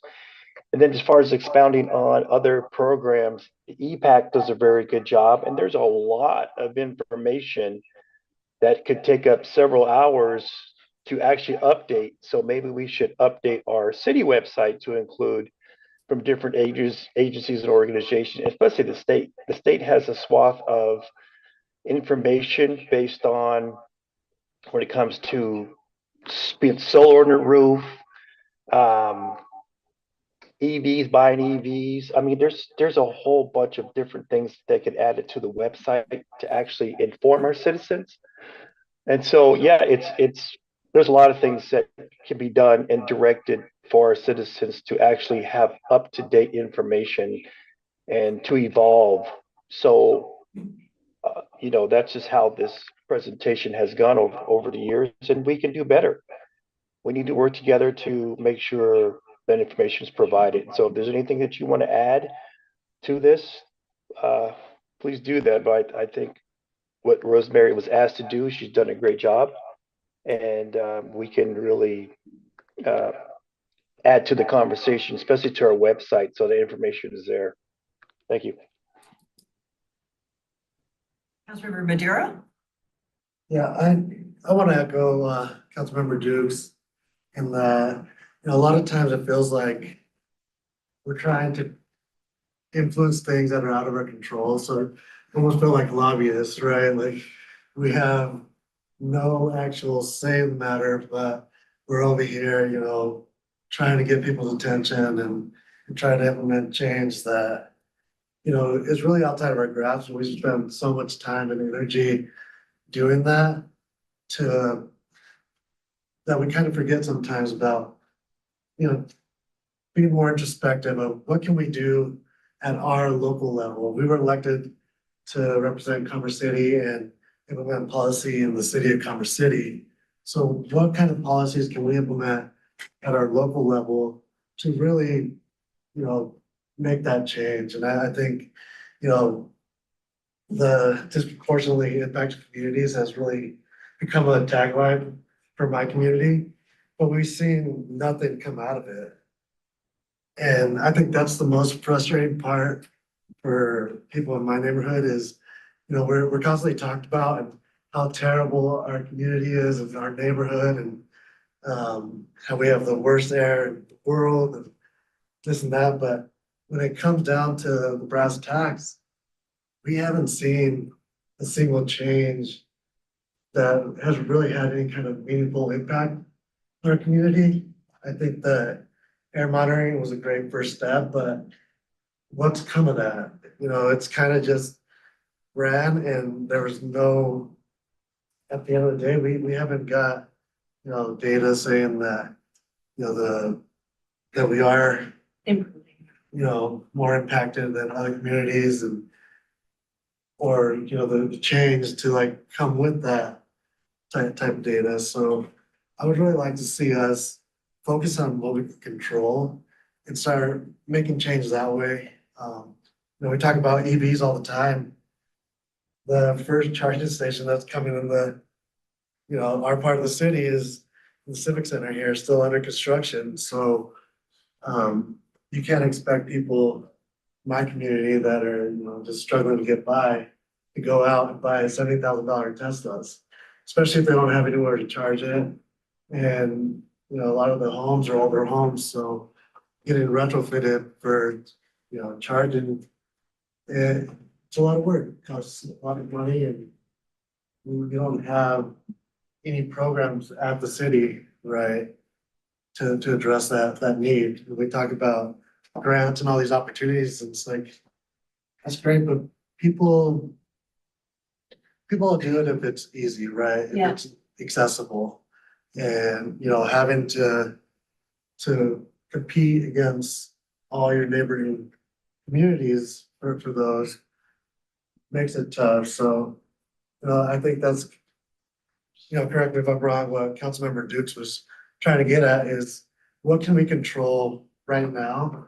And what are the changes that we can implement policy wise for the city of Culver City to start, moving the needle on some of those things? Councilmember Chacon. I appreciate your comments on that, because I get tired of hearing disproportionately affected communities. So I'm gonna still Councilmember Douglas, historically exploited communities. And today I was able to join EPA's Region 8 one that was online as well. And there are certain grants that local municipalities can't actually apply for. They're directly supposed to go for organizations that are local in those communities. I think there's 3 tiers of them of a $40 million grants over 3 years. And that's just to start the initial process. So they're a rolling process. So that if that organization doesn't get it the first time, they can go and say why, they could resubmit and get it within that week. So we can help maybe be those locators of those organizations. And then the grants that we can combine with, I can picture us as local municipalities filling those equity gaps and data gaps. Because I'm not just saying when I'm coming from Indigenous communities, we've come from Indigenous communities and the data's already there. And the qualitative data is already there, that it starts becoming basically a trauma response, getting these communities to continually tell us something, exactly what you're saying, and that's not actually do anything of wraparound services that's also aging. And that's what some of these grants that we can help connect locally, if you know those spaces. And then as a municipality, I do think it is a broader conversation about how in sustainability, what are other intersections that a city could have been doing that we haven't been. So I see both, is what I'm saying. So Councilmember Douglas. Thank you. I think it's really important to keep all of this on the forefront so that we are moving in the direction of doing something about the issues, not just keep repeating how bad they are. I was also on that EPA call today, and one of the grant opportunities that really caught my attention was the Clean Heavy Vehicle grant. And we put $1 million aside to put together a grant writing department. And we should be taking advantage of that. We should have been applying for that particular grant a while back. If we can start getting our fleets turned around with grant money, there's no reason that we can't start doing it in the community. One of the webinars that I heard a long time ago said that we need to get EVs we need to actually do sustainability, get that to the people who can't afford it first. And if we can get them transitioning, then the rest will follow. So I think that this is important, that we do have these reports and that we have Dr. Russo on the forefront, and I mean, there's so much opportunity here for for us to serve our citizens well with this. So I think it's important that we keep hearing these reports and we hear about opportunities and we start taking advantage of them. I think we have two parallel tracks here. One of them is not necessarily, of course, anymore the oil and gas update because we did so well on the oil and gas regulations. But I would like to point out that there are at least 2 sites that are fracking into Commerce City. We don't have any control over them necessarily because of Adams County, but there are things that we can do. So it's not like oil and gas has gone away, so let's not pretend it has. On the other side, and then also on that same side of the aisle, is Suncor. We first started doing the Suncor report in December of 2019. It took until July for us to get this on a monthly basis in July of 2020. I had 16 notifications last year of exceedances. I have had 0 this year, 0 from Suncor. I asked Adams County Health Department about it. I said, that's gotta be impossible. How'd they suddenly fix everything? And they said, yeah, probably pretty impossible. There's a new law that requires them to report water. That's what we just saw. There was an exceedance regarding water. That is nitrogen. We don't know if that was 1 gallon of an exceedance or 30,000 gallons of an exceedance. It can make a huge difference because nitrogen causes algae. It is a problem. So that kind of information is actually useful to people. On the other hand, the information that we need in order to create policy. What do we need to have in the land development code that has to do with sustainability? That's beyond tree canopies. Maybe there's some more important things to do. Perhaps City Manager Rogers didn't know it was important to all of the city council to include that kind of information. And so maybe there hasn't been an emphasis on it. But what if it does matter to us to have more policies involved in that? The Environmental Policy Advisory Committee was created a couple or 3 years ago because the consultants that we had needed to get input from the community. And as a result, we created Environmental Policy Advisory Committee.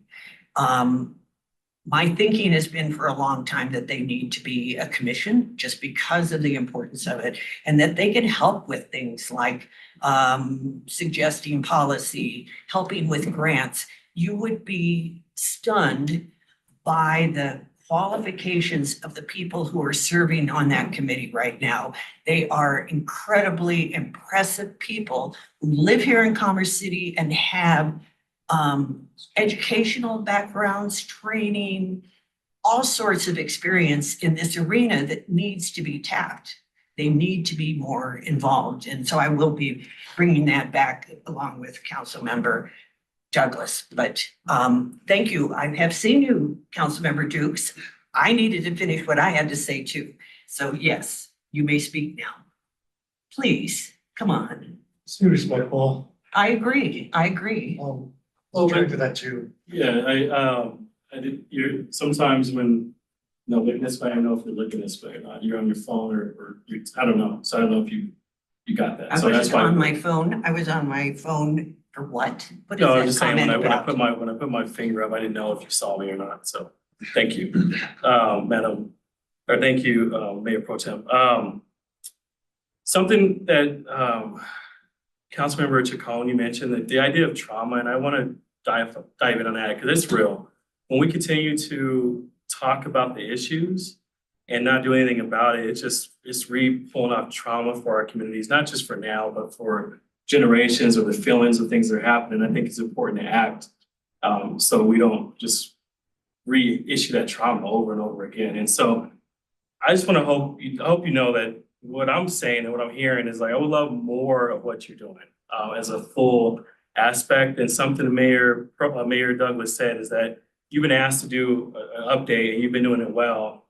And I appreciate your update. I appreciate your work, but I also would love to know more of what you're doing. And my leadership style is not to like tell you how to do it, but I would love to ask like, would you be able to direct us as a council, say, here are some things we should be thinking about on sustainability based on your expertise, experience, and then be able to move it in a direction that we can actually make change in our city. And I guess I'm passionate about it in general because I just came off of a conference where they're talking about international challenges, workforce gaps, things that really address this effort for renewable energy, changing green, green fertilizer, things like that are like so much bigger than we talk about. And not to dismiss the Suncor challenges, but it's also to talk through what are leverage points that we can have Suncor step to the plate a little bit more, right? Or what are the organizations like Denton or something that we can actually like have more relationships so they can do more. So it's not just Suncor did this wrong. And again, not diminishing what they're doing or what's happened in the past, but we need to move forward, right? So that's all I want to say, but I appreciate you. I just want you to know that. So just going back to EPAC for a second, EPAC is highly qualified. There was just a beautiful article about EPAC that I'll put in the weekly report about the projects they do. But again, we haven't had the opportunity, but every month we have like a theme out of that sustainability plan that, like June is water month and we are doing water projects, or we're looking for water grants, or we have a water book for people to discuss. And the staff knows about it, community members know about it, and I feel like council doesn't hear enough about it. Because like even taking Council Madera's example of EVs, you don't have to buy a $70,000 EV. There's like a federal tax credit, there's a state incentive. And so all of a sudden, a $30,000 car is like half the price. And a lot of these rental companies now that have used EVs are selling those cars, and you don't have to retrofit your house. If you have a dryer, a 240 in your garage, you could put your EV in that. It's not this big update, but or at a campground, you could put an EV at a campground. And so I think people always think Tesla and this is expensive and I need a $50,000 fast charger, when you could do a level 1 or a level 2. A level 1 in your house is just your dryer plug. So those are the kind of things that are on the website, but we don't discuss. Councilmember Madera? Yes. Just going back to the community, right? These are working blue collar people most of the time, so they can, have a leave. And when they're working construction, have to take their tools, the bed of their truck, and those types of things. So it's just knowing the community, right? 3 of us grew up down here, and it's different, and that's the part of the fabric of the community, right? This is working class community. Got a lot of people that work in construction and need their tools, and they can't just drive around in cars. A lot of them are driving trucks, they're towing trailers and doing things that they need to do to survive. And, as much as they would love to plug it into their garage, most of these houses don't have garages, they don't have AC. There's still several people that probably don't have washer and dryer in their home. So it's just being cognizant of this and being cognizant of how we speak of the community, because I sit here and listen every time we have this meeting about how people are talking about the community that, only 2 of us on this council currently live in and 1 grew up in. And, just talking about how terrible it is and all these things, it is trauma. And you're just constantly beating us over the head with it for what? Just using us as a talking point. And, the community is getting fed up with it.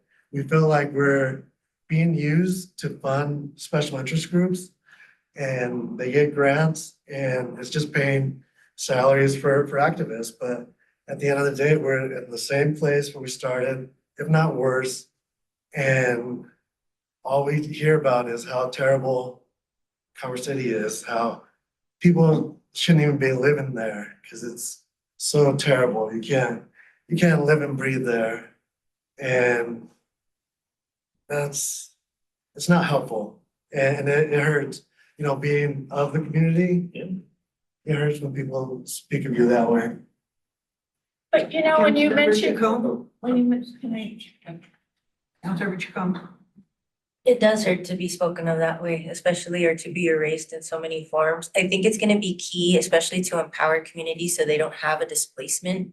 Because gentrification is going to be real with the changing of industry, is to incentivize more ethical industries. Frankly, there are biomass right now in Kansas that do airline fuel completely from agriculture that we can actually replace places like Suncor. They're called Seaboard and they're huge. They're based off of the East Coast. It is an irony. My husband works in solar and he has to drive all around the Southwest to go work on solar. And it's often a carbon emission.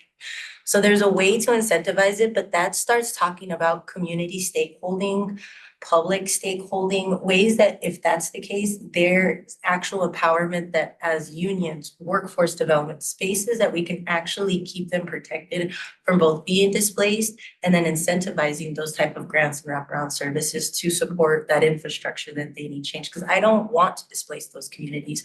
I want to be able to show that those are the most vulnerable that should be in the first part of the just transition, not the last. So that's my biggest concern, but also to incentivize those that are known bad actors with ethical, sustainable industries that do want to have a just transition and work with our municipality without displacing them.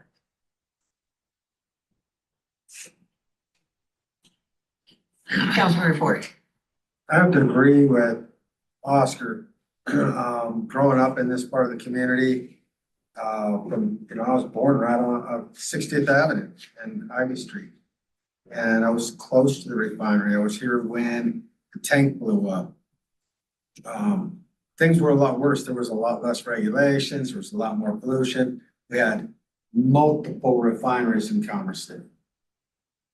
But I don't feel I grew up in a bad place. All the people I went to school with didn't have breathing problems. Do I want it to always be better? Sure, of course I do.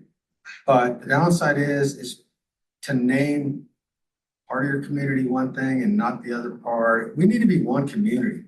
We really have to start really pushing for a sense of pride because everything seems to always be negative. And we need to start talking about some of the positives. We need to start building our community up instead of tearing it down. I'm not against making things better, but it's frustrating. I'm one of the people that Oscar talked about.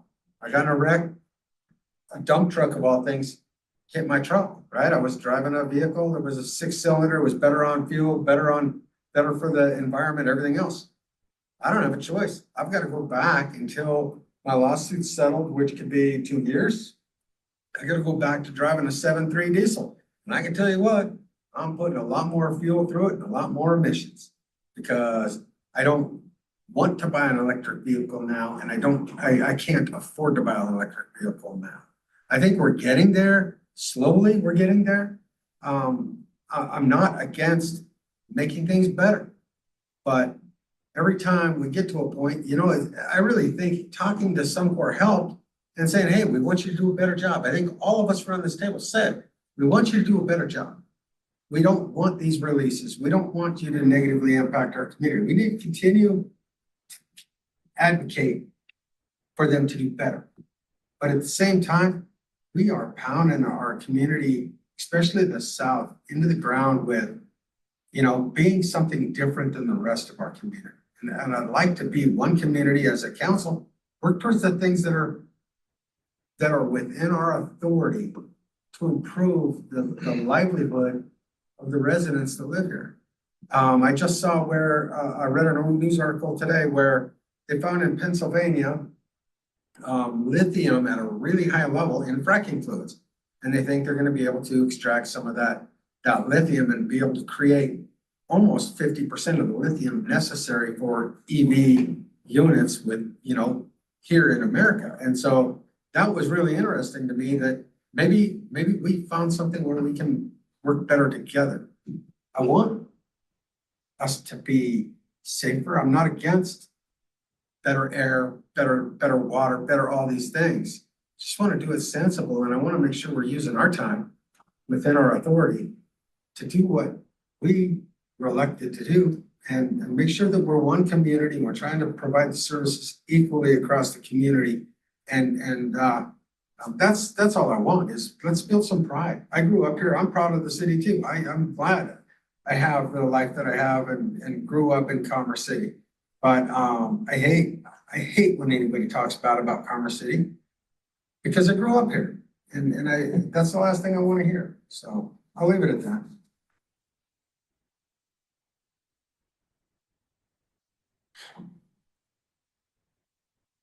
Thank you very much, Dr. Russo. Thank you. Thank you. You're welcome.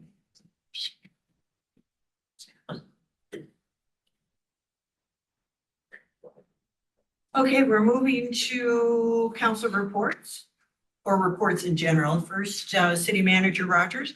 Thank you, ma'am. We have completed a mock-up for the voting results page. You all may remember on a admin council business a couple months ago, you all took action directing me to work with staff on establishing a page that would share council's action over a period of time, going back and looking forward. We plan on bringing a mock-up of that website to you all on June 24th to get feedback before we formally launch it. Since we have to be compliant with the new accessibility law that's gone into effect for the state, which means we have to provide access to that information in a digital format that any and all of our residents that are capable or need reasonable accommodation to be able to do such.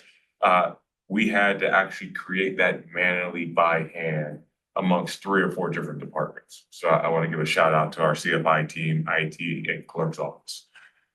Friday, May 31st, our community wellbeing team in partnership with ADCO had its annual resource fair, which was attended by over 100 residents in various stages of need and support in our community. In Public Works, our staff is in contact with SL in regards to power pole replacement project that will begin this month. The goal is to replace over 188 power poles in the core city south of 96th Avenue. 120th Avenue widening project was advertised for bid. 2 bids were received on May 29th and are currently being evaluated by the Buffalo Ridge Metro District Construction Management Team. Shout out to our pavements team in PW. They handled 133 potholes across a number of different neighborhoods: Bell Creek, Hazelton, River Run, Phelps Toynton, and Irondale. For those who haven't driven down Elm Street, I would suggest that you all do so. Elm Street has a thorough grading from East 96 to 69th to East 72nd, ensuring a smoother and safer drive for our residents.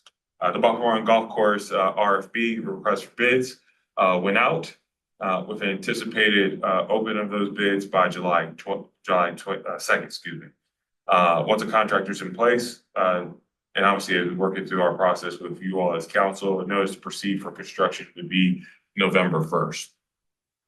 On the first day of Paradise Island opening, we reached max capacity of 550 attendees, and we continue to see strong usage. Once again, I want to thank PW for all its hard work in getting it operational, given all the issues we experienced last year with a delayed start and being able to get through the warming process. And I also want to thank our PRG staff at Paradise Island, as well as the lifeguards, for making the time a reality for those that visit and it being a safe and enjoyment for our community. Last but not least, community relations. Music in the Park returns June 13th at Veterans Memorial Park with band 2MX2. The first 150 attendees will receive a free meal ticket. The June 27th to 25th concerts will include a return of the city's former neighborhood outreach events, now being called Summer Shindigs, offering free food, tons of opportunities to ask questions of city departments, get valuable information from staff and community groups, and just to learn about what's happening in the community. And last but not least, DI Commission is proud to recognize Juneteenth in the city for a second straight year with the community gatherings celebrating the contribution of African Americans in our community. There will be a flag raising on Monday the 17th and a celebration at Pioneer Park on Wednesday the 19th. Thank you.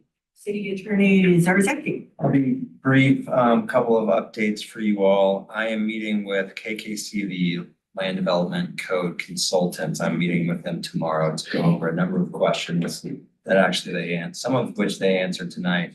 But that will be my first introduction with the consultants and really trying to understand the review process as it sort of rubs up against your review, formally.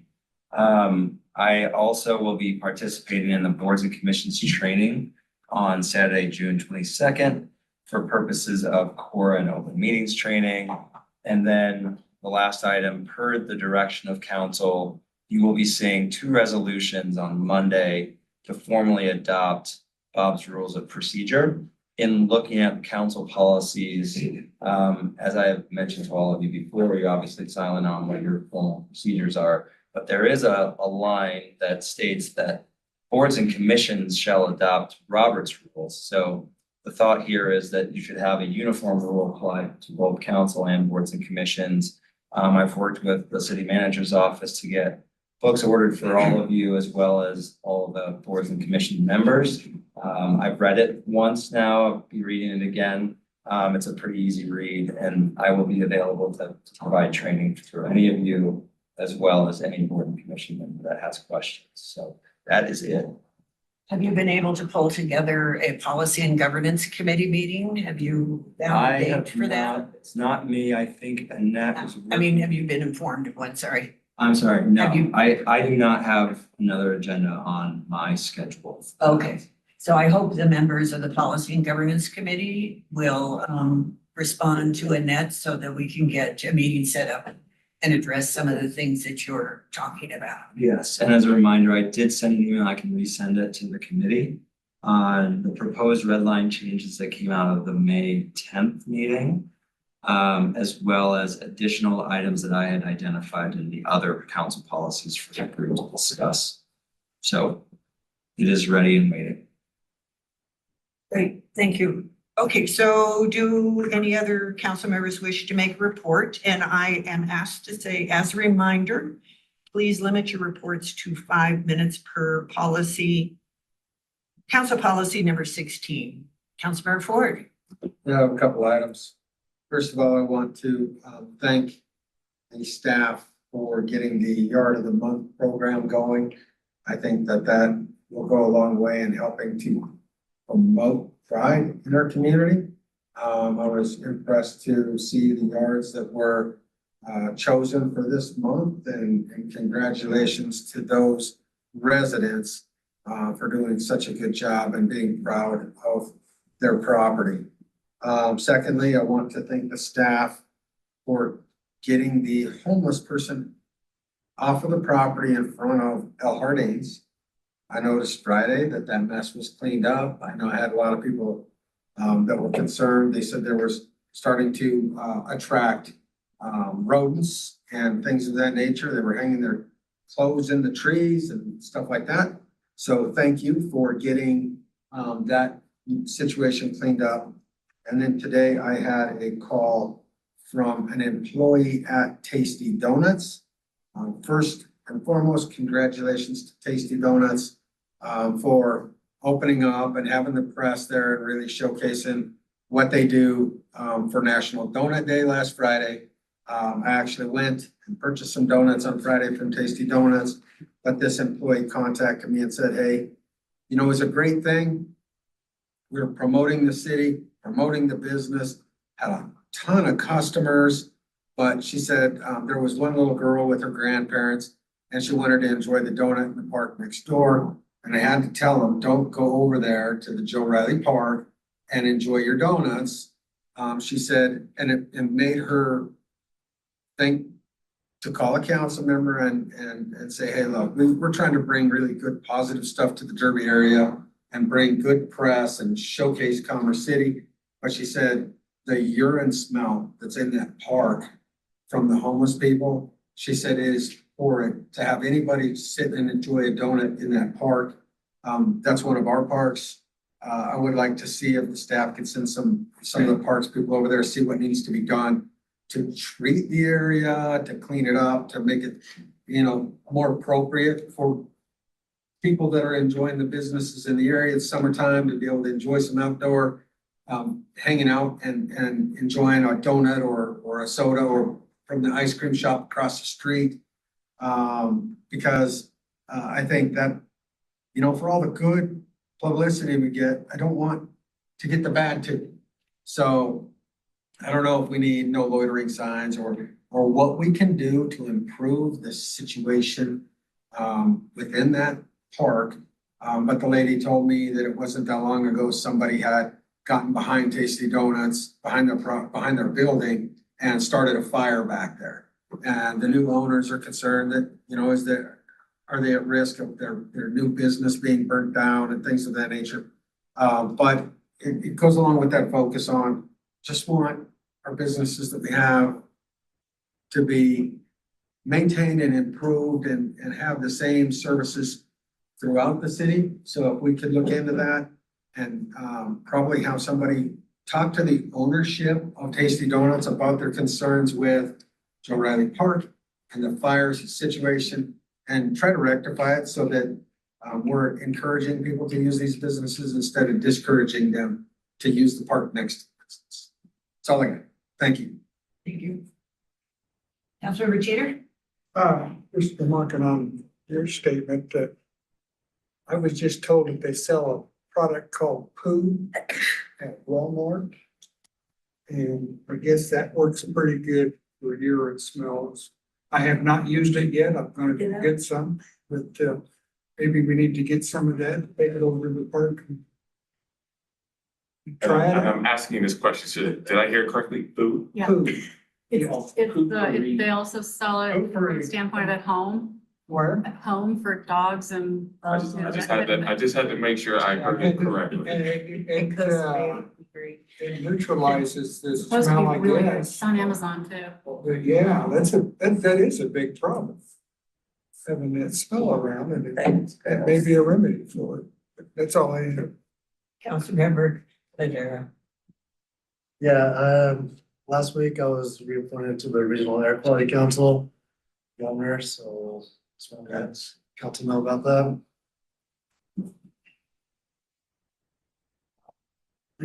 That was your report? That was it. Okay. Anyone else? Councilmember Kim? Heads up, Daniel Frank, who's a Settlers Crossing developer, he did reach out to me. I do need to touch base with them, but I think he just wants to touch base with me to just kind of chat about what the future holds. I know talked to the city manager already regarding the motion, I'll get status on that. That's I'll report back after I talk to him. Any other reports? Oh, Mayor Douglas? Thank you. Let's see. Tuesday, went to the summer photographer art show over at Eagle Point Rec Center. Councilmember Douglas, that was great to showcase our photographers in our city and all the great work they're doing, and they had them on display, and they're going to be on display throughout different city buildings. And then the next one's going to be in October. Let's see, also went to the AC Reps State of the Region Summit, talked about economic development. And demographer talked about the state as different levels when it comes to economic development, and then how we trend with other states versus our population, and very good detail of information. And then I will be meeting with Daniel Frank on June 21st. Deanna's reached out to me, but just trying to make room for the developers who have contacted me and want to sit down and talk. So I just let everybody know I'm going to be meeting with him on June 21st. That's all. Thank you. Councilmember Douglas, did I see your hand go up for a minute? Yes. Okay, go. All right, thank you. Also attended the art show. I want to congratulate the Cultural Council and their successful reception that they put on.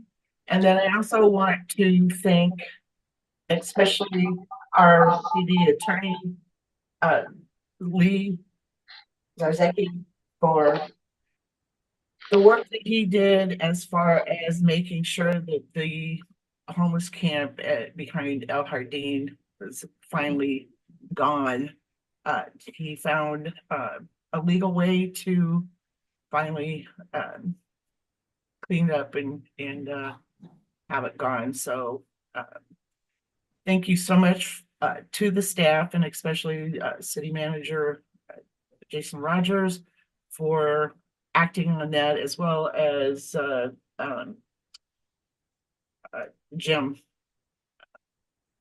Just all of you responded quickly, and it's so good to have at least that one removed, and really appreciate the hard work on that. So that was it. Thank you. Mayor Douglas, did you want to say something more? Sorry about that. I just want to also mention to the staff and police department for removing the folks that were at 60th Parkway and Highway 85/6, that corridor where the red light camera is. Individuals were out there, kept getting in the way of people driving, and they're asking, to get their windows clean. Well, there was an arrest, and hopefully that will clean that situation up there, because that's, every time that I'm down to Starbucks meeting with the constituent, I see it multiple times. Each time that I see that, I do call the police, and they do come out and have those people moved. But this time, I guess there was alteration going on there, and they actually arrested some of the folks who were violating that area. So I want to shout out to the police department and the city for making that happen. Thank you. Thank you. All right, then I'll do a report. Senior Resource Fair on Saturday was hugely successful, definitely the most people who've attended thus far. Really want to congratulate the senior commissioners who put it together with all the help of the staff. It was very successful at Eagle Point Recreation Center. I also attended the AC Rep State of the Region Summit. I'd like to request a study session for the Adams County Health Department. And I'll be putting in a request for that. I learned that Commerce City is the only city in Adams County that doesn't have a co-responder service for the CCPD. So I hope that we can look into that. Is that something? It's already been done. Okay, that's great. Thank you very much. And I ran into our former URA director, Bill Aiken. He's now the Deputy Director of Community and Economic Development for Adams County. So that was fun to see him. He is a good person. I wanted to also ask about, we haven't talked about the conference that Mayor Douglas and I were at, and that's going to be at a study session upcoming. So I hope that you find the information useful. We certainly did in the 2.5 days we were there. And then I had a final question about something that we approved last year, which was regarding vinyl siding on new construction. And we approved it on the basis of the building code and fire prevention. Other cities like Firestone have done it on the basis of aesthetics, but we did it on the basis of fire prevention. And I believe it was to take effect in October of 2023. But it seems like there is quite a bit of construction going on that will call for vinyl siding. So I was wondering if we can find out when that took effect. We were having a discussion earlier tonight. That's why it came to mind for me regarding the LDC and exterior, what we're looking for Commerce City. So this would be on new construction, not on existing construction. We'll look at the adoption of the ordinance when that went into effect, and we'll share that out with council. Yeah, that'd be great. I think it was, we voted for it, then it was gonna be 6 months. The effective date was 6 months. After that, it was, they had requested a year and we voted for 6 months. That sounds right. We'll confirm that when we look at the ordinance. Okay, thank you very much. Councilmember Douglas, did you have something else to say? No? Okay, No, All right. just agreeing with you. What you all said. Thank you. okay, everyone. See no other business. This meeting is adjourned. Have a wonderful week. Have a wonderful Father's Day.